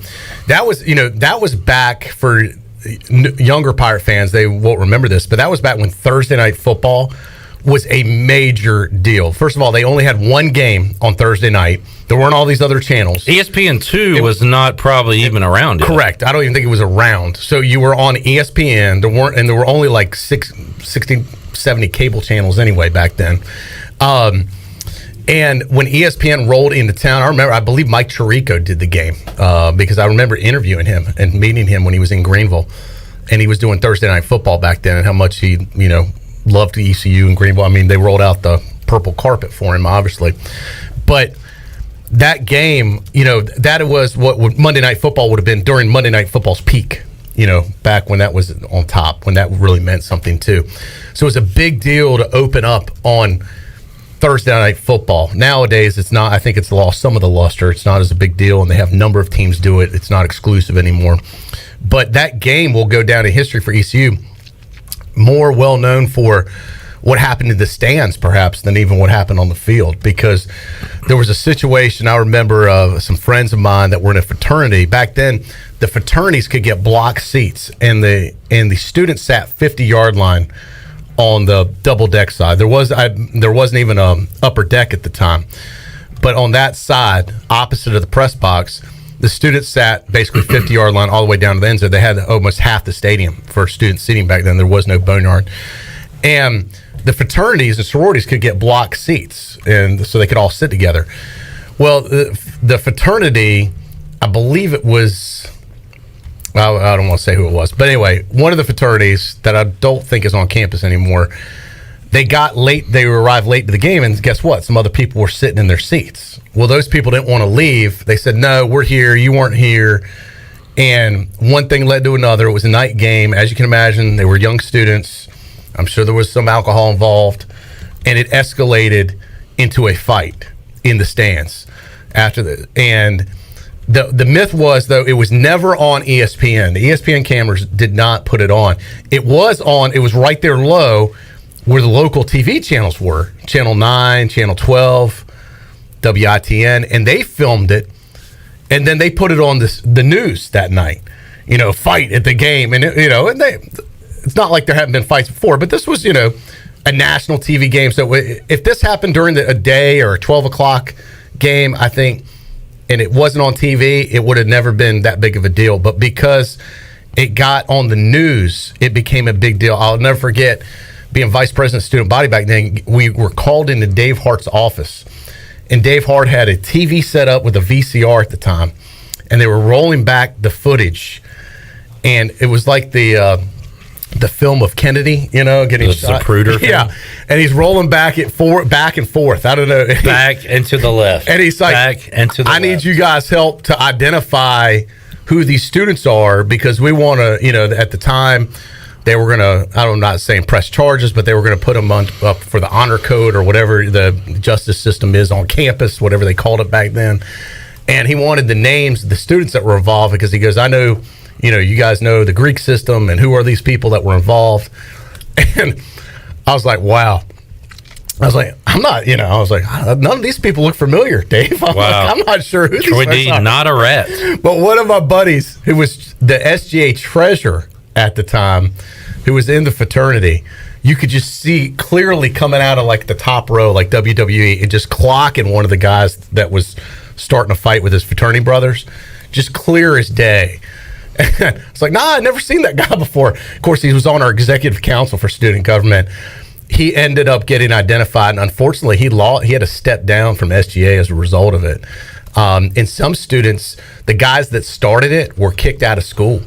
So there was a lot of penalties that were issued back then from that fight. But, and they really kind of changed how they started changing policies and how they did things and how they let group tickets go. And I believe after that, not too long after that, I think they banned kegs. They used to be able to take kegs out of the tailgate field.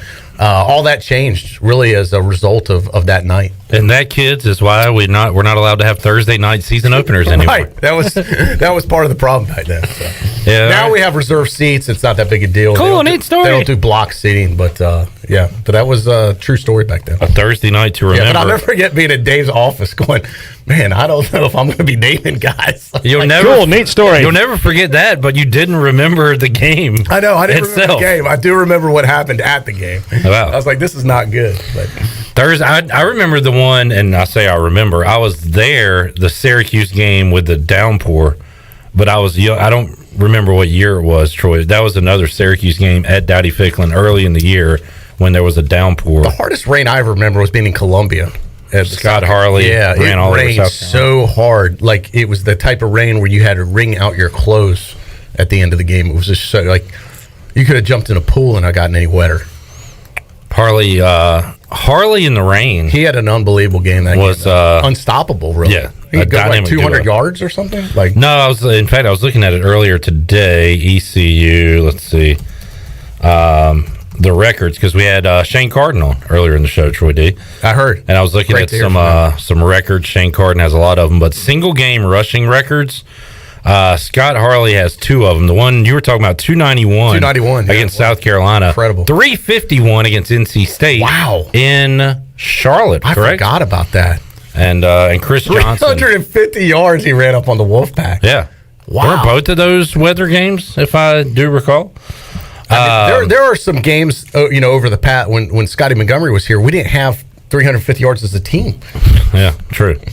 Although, if you look at Holton Ahlers' passing yards, the single game passing records, Holton Ahlers has surpassed Shane Carden twice. Wow. Was that against SMU? SMU and Cincinnati. Yeah.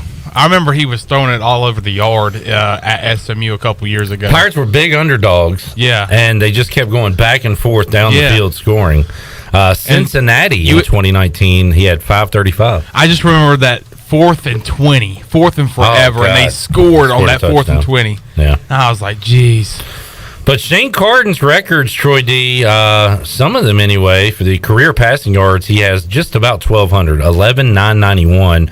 Holton Ahlers, 6th all time with 7,093. So with a monster year, he's going to move up high this year. He could catch him. He's going to surpass Dominique Davis, the Cran Man. He's going to surpass James Pinckney. In fact, he's going to be second all time by the end of this year. And behind Shane Carden in passing yards. Yeah, if not, there's probably something really bad happened. Correct. But he should absolutely finish second. And if he has an incredible year, Shane's record could be in jeopardy. Yeah. So there you go. All right. I tell you what. Let's hear. We got to get Troy D's game prediction. We'll do that at the end of this segment. We'll also make you a winner at the end of this segment. But let's hear more from Mike Houston, part 3, Shirley, from earlier today as he met with the media. What extra challenges does going against an experienced team like this pose, and how do you feel you guys look against what you've seen so far on tape? Well, I think that you're going against a group that's used to winning. You're going against a group that's had a lot of success. They've got a lot of confidence. You're going against a group that's played a lot of ball, and so they have a lot of experience in big ball games. So you're facing a group that has all the things that you need to win a championship, and so I think that's the biggest challenge. Our bunch, I think that we played really well at times last year. We certainly finished strong, and I think we've shown tremendous potential. And I'll be honest, this is the most talented group that I've had since I've gotten here, because it's all the guys from last year, just bigger, faster, and stronger. I'm confident that we're going to play well Thursday night. The thing that we've got to do is we got to go out and be able to, consistently just play, the brand of ball we got to play for 4 solid quarters. And because it's going to be a game that, in order for us to win it, we're going to have to really battle down the stretch. And so I think that's something that, will be impressed upon the kids between now and kickoff Thursday night. But I'm excited about watching our guys play. I'm excited about this game. Coach, you guys are playing at night, but it's probably still going to be hot and warm conditions. So how much do you think that depth will come into factor in terms of trying to keep the guys fresh, but also having that increased depth, not only on defense, but maybe on the offensive line, right? Other places to kind of rotate in on a hot night?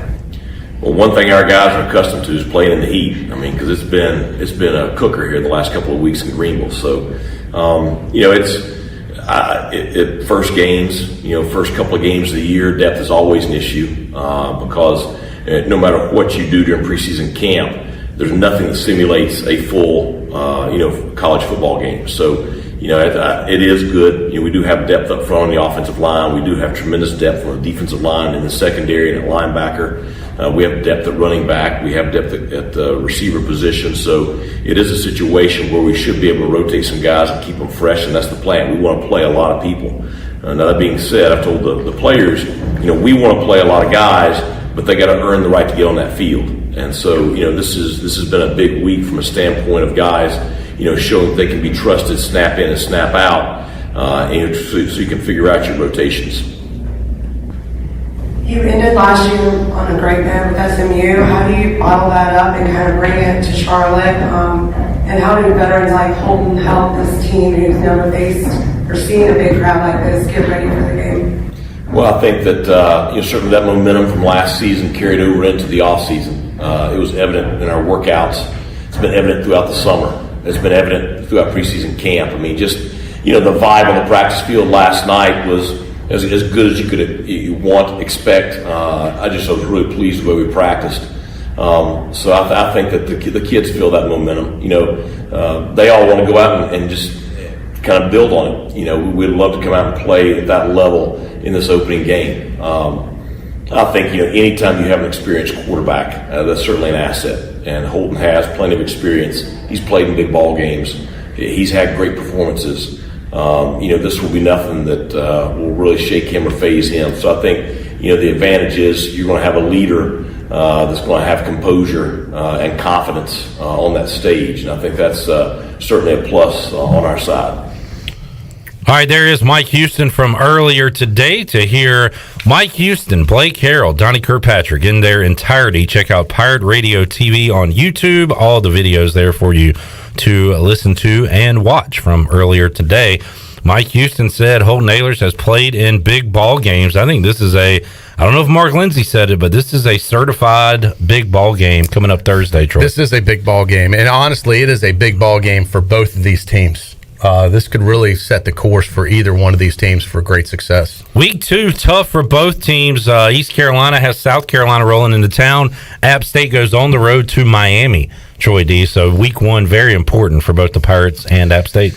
Yeah, and if the Pirates can be victorious, think about that momentum they bring into Dowdy-Ficklin Stadium for the season opener at home against South Carolina, an SEC team, a team you may never see back in Greenville again potentially. So that'll be a big, hate to say it, another big ball game, but that'll be on ESPN2 next week. I don't like, I'm not a fan of the noon kickoff on home games, but the positive is, hey man, if you are successful and you take care of business, boy, you get a lot of exposure during the day with the highlights and the rest of the games.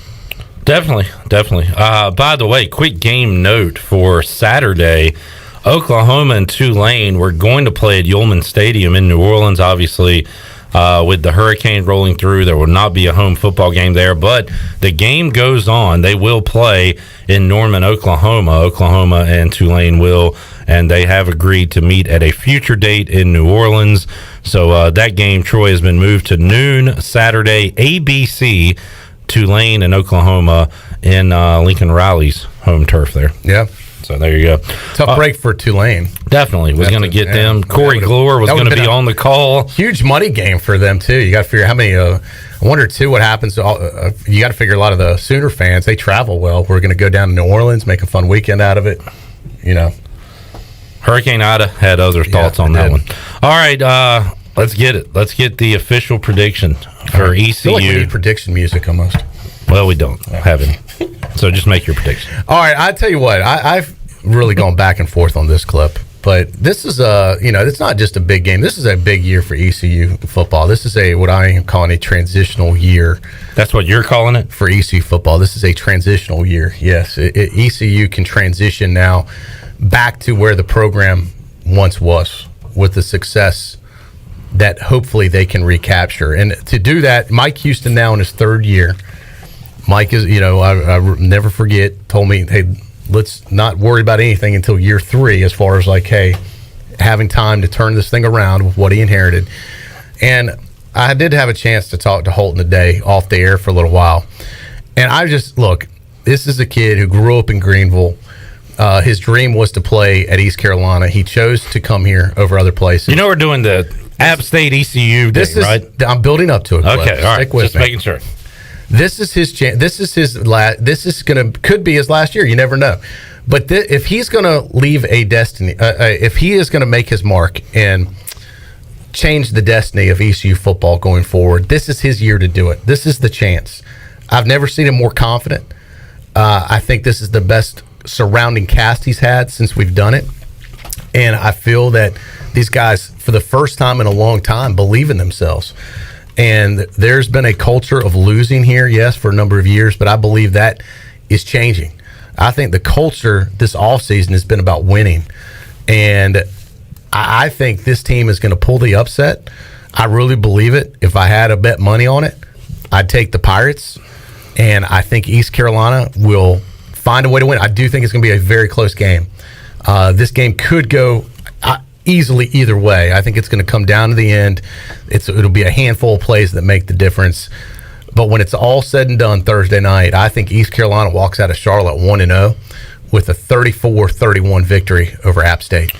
34-31. Now a follow-up, Troy. I asked for a prediction for this game. You got very big picture on me. Talked about Mike Houston year 3. Talked about Holton Ahlers, growing up a Pirate fan. Well, I just feel like this is his time, and he knows it. And he knows if he's going to leave a mark on this program, this is his chance to do it. This season. And he knows how big this game is. Right. To do it, it's got to start Thursday. My question is, if they don't win this game, which is not right now something you're thinking about because you have them winning this game, but if they don't, is the season a wash? No, not okay, at all. I just want to make sure. I do not feel that way at all. Okay. And they could absolutely bounce back against South Carolina.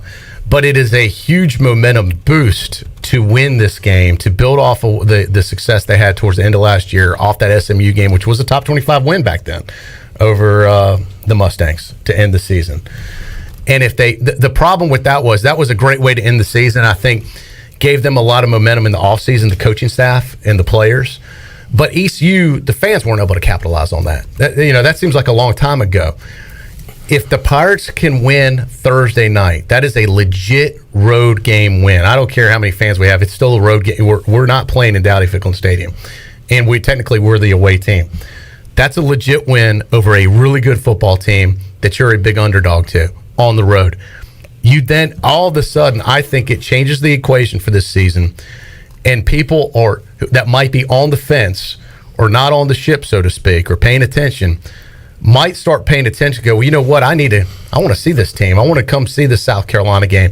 Then all of a sudden, there's a completely different vibe around that South Carolina season home opener next week. And, man, I think people would be absolutely jacked up and fired up to start 1-0 over a win like App State and then take that momentum into South Carolina, which is a winnable game. This isn't the South Carolina, I would say of the 90s, but we used to beat the crap out of them in the 90s. I hope this is the South Carolina. Not the 90s. South Carolina of the early 10s, right, with Spurrier. Correct. They did finish the season top 10, I believe, in one of those years. Season is not over with an App State loss, but the season with a win, truly anything's possible. And that momentum, I think, will carry them really far. And that starting that early in the season instead of late makes all the difference in the world. Well, if you are able to win this game against App State, those 2 wins in a row, dating back to last year, SMU and App State would be the best 2-game winning streak ECU's been on probably since 2014 when the Pirates beat Virginia Tech and North Carolina back-to-back. They did it in 2015. They won back-to-back games against Virginia Tech and SMU. SMU wasn't very good then, but Scotty beat... Who did he open up his career with? It was an FCS opponent. And then they beat NC State. Was it North Carolina Central? It was Western Carolina and NC State. Right. Yep. I'm saying if they beat App State, this will be the best 2 straight wins ECU's had since 2014 or 15, which is a long time ago. Right. So that would be huge. But this is a much better team from that team. If they can put it back to back. Well, who are you talking about? ECU? The 24, yes. ECU's. If they beat these 2 teams back to back, that's a much better back to back win streak. And the Pirates are a much better team than they were back then. Well, not in 2014. Pirates were really good. Well, I was talking about the back to back when Scotty was here.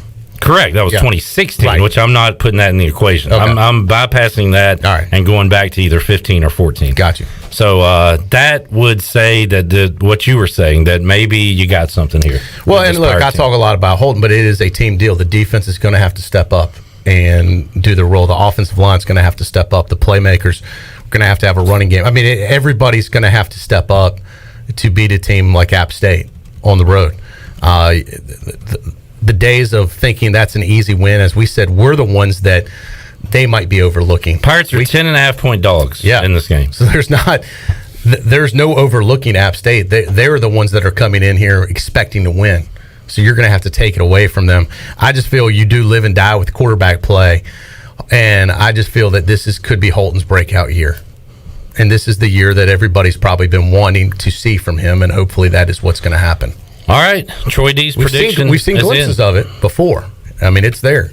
Yeah, I mean, if ECU is going to be the team that they could be, we need him to take another step. Absolutely. For sure. Yeah, for sure. A little bit. All right, 317-1250. Let's open up the booty bag, Shirley Rhodes, on a Monday. Booty, booty, booty, booty, booty everywhere. Booty, booty, booty, booty, booty everywhere. All right, 317-1250. What are we giving away on this Monday edition of Pirate Radio Live? How about lunch for 2 at Tiebreakers? Lunch for 2 at TB's. Tiebreakers can be yours if you are caller number 11. Caller 11, 317-1250. We got more to go on Pirate Radio Live. Back with you after this. Hey, Troy D here with my good friend Kelvin Rawls from Pest Tech. Kelvin, I just want to thank you and Chris and all the great folks at Pest Tech for such awesome service. You totally eliminated the mosquitoes in my backyard, plus the fire ant problem I was having in the yard. Hey, you're certainly welcome, Troy. I have heard the same thing from all of our customers through the year of COVID. With everyone being home, they want to enjoy the outside and being mosquito, fire ant, and pest free. Enjoy all your property from the kitchen to the curb. Visit pesttechofgreenville.com today for complete service. The Pirate Radio Podcast. Don Edwards. My dad was a great salesman, and he met a guy named Alec Dale from Richmond, Virginia, and actually talked him in to building a building for him. And I think the rent was like $200 a month, and that was a huge step to pay that kind of rent. But we stayed in that building from 63 to 72, and that's where we kind of got our start. Listen to every Pirate Radio podcast now by visiting our podcast channel and subscribing in Apple iTunes or SoundCloud. The Pirate Radio Podcast is powered by White Claw Hard Seltzer, proudly distributed by Coastal Beverage. This is Dr. Phil Perdue with Orthopedics East and Sports Medicine Center. My colleagues and I recognize how difficult this time is for everyone in our community. We continue to see patients during the week while taking precautions to keep everyone safe. Our extended care clinic is now open on Saturdays and Sundays from 10 a.m. to 2 p.m. so you can avoid the emergency department for your urgent orthopedic care. For more information, please contact us at 757-2663 or visit our website at orthoeast.com. White Claw Hard Seltzer, a wave of refreshment. Crafted using our unique brew pure process. Made pure. Nothing tastes like White Claw Hard Seltzer. White Claw Hard Seltzer, available in 5 fruit flavors, 2 grams of carbs, gluten-free, and 100 calories. Find it at whiteclaw.com. White Claw Hard Seltzer. Nothing tastes quite like it. Proudly distributed by Coastal Beverage. Please drink responsibly. At Jersey Mike's, we take great satisfaction in getting that perfect meat slice. Yes. But we don't do it for fun. We do it for fresh. Because slice to order makes a sub above. Alone, chicken, onions, peppers, and cheese have potential. Together, they have a purpose, a destiny, and a name. Jersey Mike's number 16 Chicken Philly, because grilled to order makes a sub above. Have you been waiting to try CBD? E&S Hemp on Fire Tower Road in Greenville is the area leader in CBD. We want to educate you on how our products work with your endocannabinoid system. These products are all natural and non-addictive. E&S offers a variety of products to meet your needs. Tinctures, edibles, topicals, and even smokable items. Customer feedback indicates relief from stress, anxiety, fatigue, pain, and PTSD, just to name a few. E&S Hemp is located on Fire Tower Road. Also, check us out on our Instagram and Facebook pages. Hi, I'm Annalie Newhoff. And I'm Rob Campbell. And we are with CopyPro. We have been locally owned and operated here in Eastern North Carolina for almost 50 years. CopyPro is the leader in office technology. Does your business struggle with keeping printing costs low or producing professional documents? Here at CopyPro, total customer satisfaction is our #1 priority. We have a variety of solutions to help reduce your printing expenses and make your business more productive. Call us today at 1-800-682-6558 or online at copypro.net. CopyPro, we are the professional office systems people. At Jimmy John's, we don't make sandwiches. We make the sandwich of sandwiches. We use fresh veggies because we don't hate salads. We just feel bad for them. We make our sandwiches exactly how you want because you're the one who's eating it. And we bake bread all day, every day because stale bread isn't bread. It's croutons. Sandwich history is written by the victors. Good thing we have legible handwriting. Jimmy John's, the sandwich of sandwiches. Order pickup or delivery on the app. This is ECU assistant football coach Roy Tesh, and you're listening to Pirate Radio, the voice of the Pirate Nation.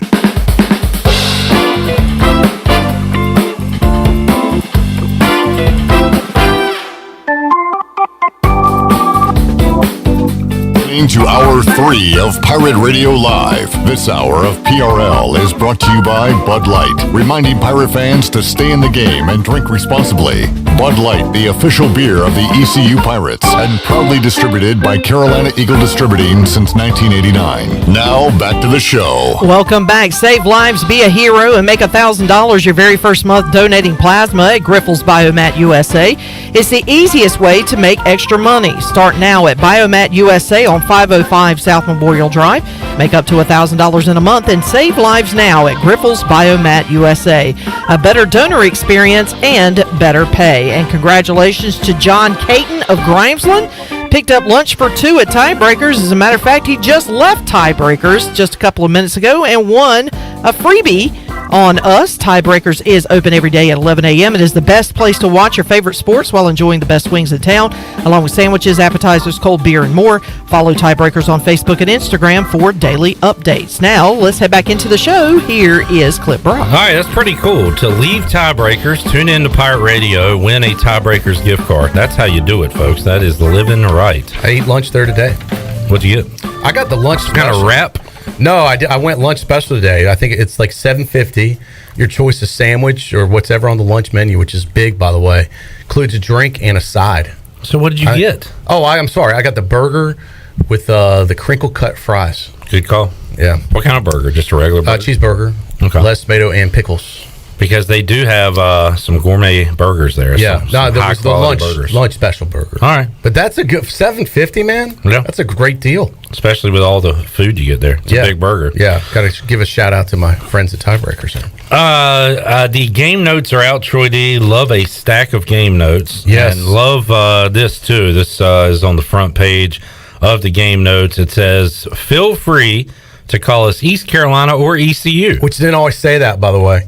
I've got an old game notes under Cecil's regime that said only refer to us as ECU. Do not call us East Carolina. Right. Correct. I'll never forget that. I'm like, wow, the game notes said don't call us East Carolina. We're East Carolina. That's enough, Cecil. You got to get it past I'm just saying, though, this is a change. I know, but we got to move on. Too much of that talk today. You got to know where you've been to know where you're going. We know. Respect the past to honor the future. So you respect it. You respect all this. No, remember the past. Okay. Just making sure you said respect. Not that past. Do not refer to ECU as the following. It says we respectfully ask. Respectfully ask. In the past, people called it wrong. That are the erroneous designation of Eastern Carolina or flawed abbreviations such as E Carolina. Well, hell, there's ESPN. East Caro, E Caro, EC never be used. But we're E.Carolina on every ESPN game I see. Or there's another one, and somebody made a good point. I'll give credit to Juan. They left out E-Car, which will definitely be used by ESPN. Yeah, I've seen that before. Why? You can't leave out E-Car. I give the folks credit trying to prevent that. But obviously, Tom and the people. They can only make recommendations. This is not law. And there's no teeth to this. Oh, wow. As I was reading that, I got a nice quote tweet from HV3. Wow, how about that? So that'll get out there to the masses. Wow, Clip, that's big time. Is that the biggest person that's ever retweeted you other than me? Oh, wow. Wow. I'm glad Chandler's here now these days, because on Live at 5, I had nobody to roll my eyes to. Now I can go like this, and Chandler and I are making the same face. Yeah, you can roll your eyes together. It's a roll-a-thon over here. Get Shirley in, and you get a three-way going. Keep rolling. It's Roll City, baby. I don't know, Jay. That's pretty big time, though. That was quick by Harold Varner. Why isn't he on the golf course practicing? Why is he spending so much time on Twitter? Maybe a little less time on Twitter, Harold, and we'd be winning some tournaments. That is a great point. Unfortunately, his season is over. Oh, it's Twitter away. After an awesome tournament this past weekend, did not do enough. Oh, obviously. But, I know exactly where you're going with that. But no, he had a great tournament this past weekend. Was not enough to get him in the top 30. Oh, man. But, man, what a strong finish to the season. And we talk about momentum. He's got a lot of mo heading into next PGA Tour season. Yeah, he does. I thought we were not mentioning those names anymore. You just said Mo. Take it easy, pal. Oh, okay. Way to keep me on my toes, and Chandler. you keep yelling at me about Cecil. Good point. Enough of your mo. Are you listening, Cecil? Cecil. I'm trying to think of another Cecil now, and nobody's coming. Do you know many Cecils? I do. Do you? Yeah, my uncle's name is Cecil. Did you disbar him from the family after Cecil Staten was here? Jonathan's like, No. Troy would have. He would have never talked to his uncle Cecil because of Cecil Staten. Jonathan has a relative who's Cecil, and I like. Got to remember, it's not his fault. His name's Cecil. You take Don't it out hold of it him against it. every time you see him. Yeah. Troy, enjoyed it? Pirates 31, Pirates 34, App State 31. ECU is undefeated to start the season. We're talking about 1-0 when I'm here next week, Clip Rock. You've punched me like 4 times today. Sorry, you are fired excited. up. I am fired up. I am very excited. And I genuinely feel this is the Pirates' time to shine. This is a breakthrough moment for East Carolina, and I want to be here to talk about it with you next week. All right, for the 40th straight season, Troy D likes the Pirates. No, I haven't always said that. Yes, you have. No, this time I believe it. Hey, man, I'm with you. Pirates. Pirates win. They pulled the upset. Okay, it's an upset. I'll make my pick later this week. All right. Ellerbee takes App State. Troy D has Troy. You're a true pirate. That's right. You're not like that. What do you call Rooster him? Neck Ellerbee. Rooster Neck. I was about to say chicken head. By the way, Rooster Neck, Billy Weaver will be with me after the game. Rooster Neck is now part of the post-game team. Yes, sir. Yeah. We will talk to you, Troy. Maybe we'll get you post-game Friday. Yeah, I might get you. PRL. Yeah, let's do that. I'll jump in with you Friday. To start the show with Tony Dunn Friday. Yeah, we'll do that. Done. All right. We will see you fine folks Tuesday, 3 o'clock for an all-new edition of Pirate Radio Live. So long, everybody. What's the big deal? Where? Why did you do that?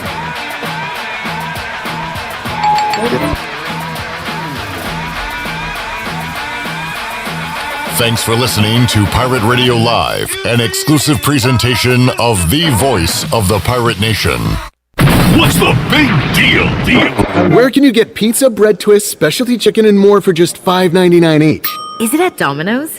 He hands off hand tossed pizza and a marble cookie brownie. He's going! There's a lot of variety on the radio and at Domino's too, where you can Mix and match 2 or more. $5.99 each at Domino's. 2-item minimum. Pan pizza, bone-in wings, and bread bowls will be extra. Ask for this limited time offer. Prices, participation, delivery area, and charges may vary.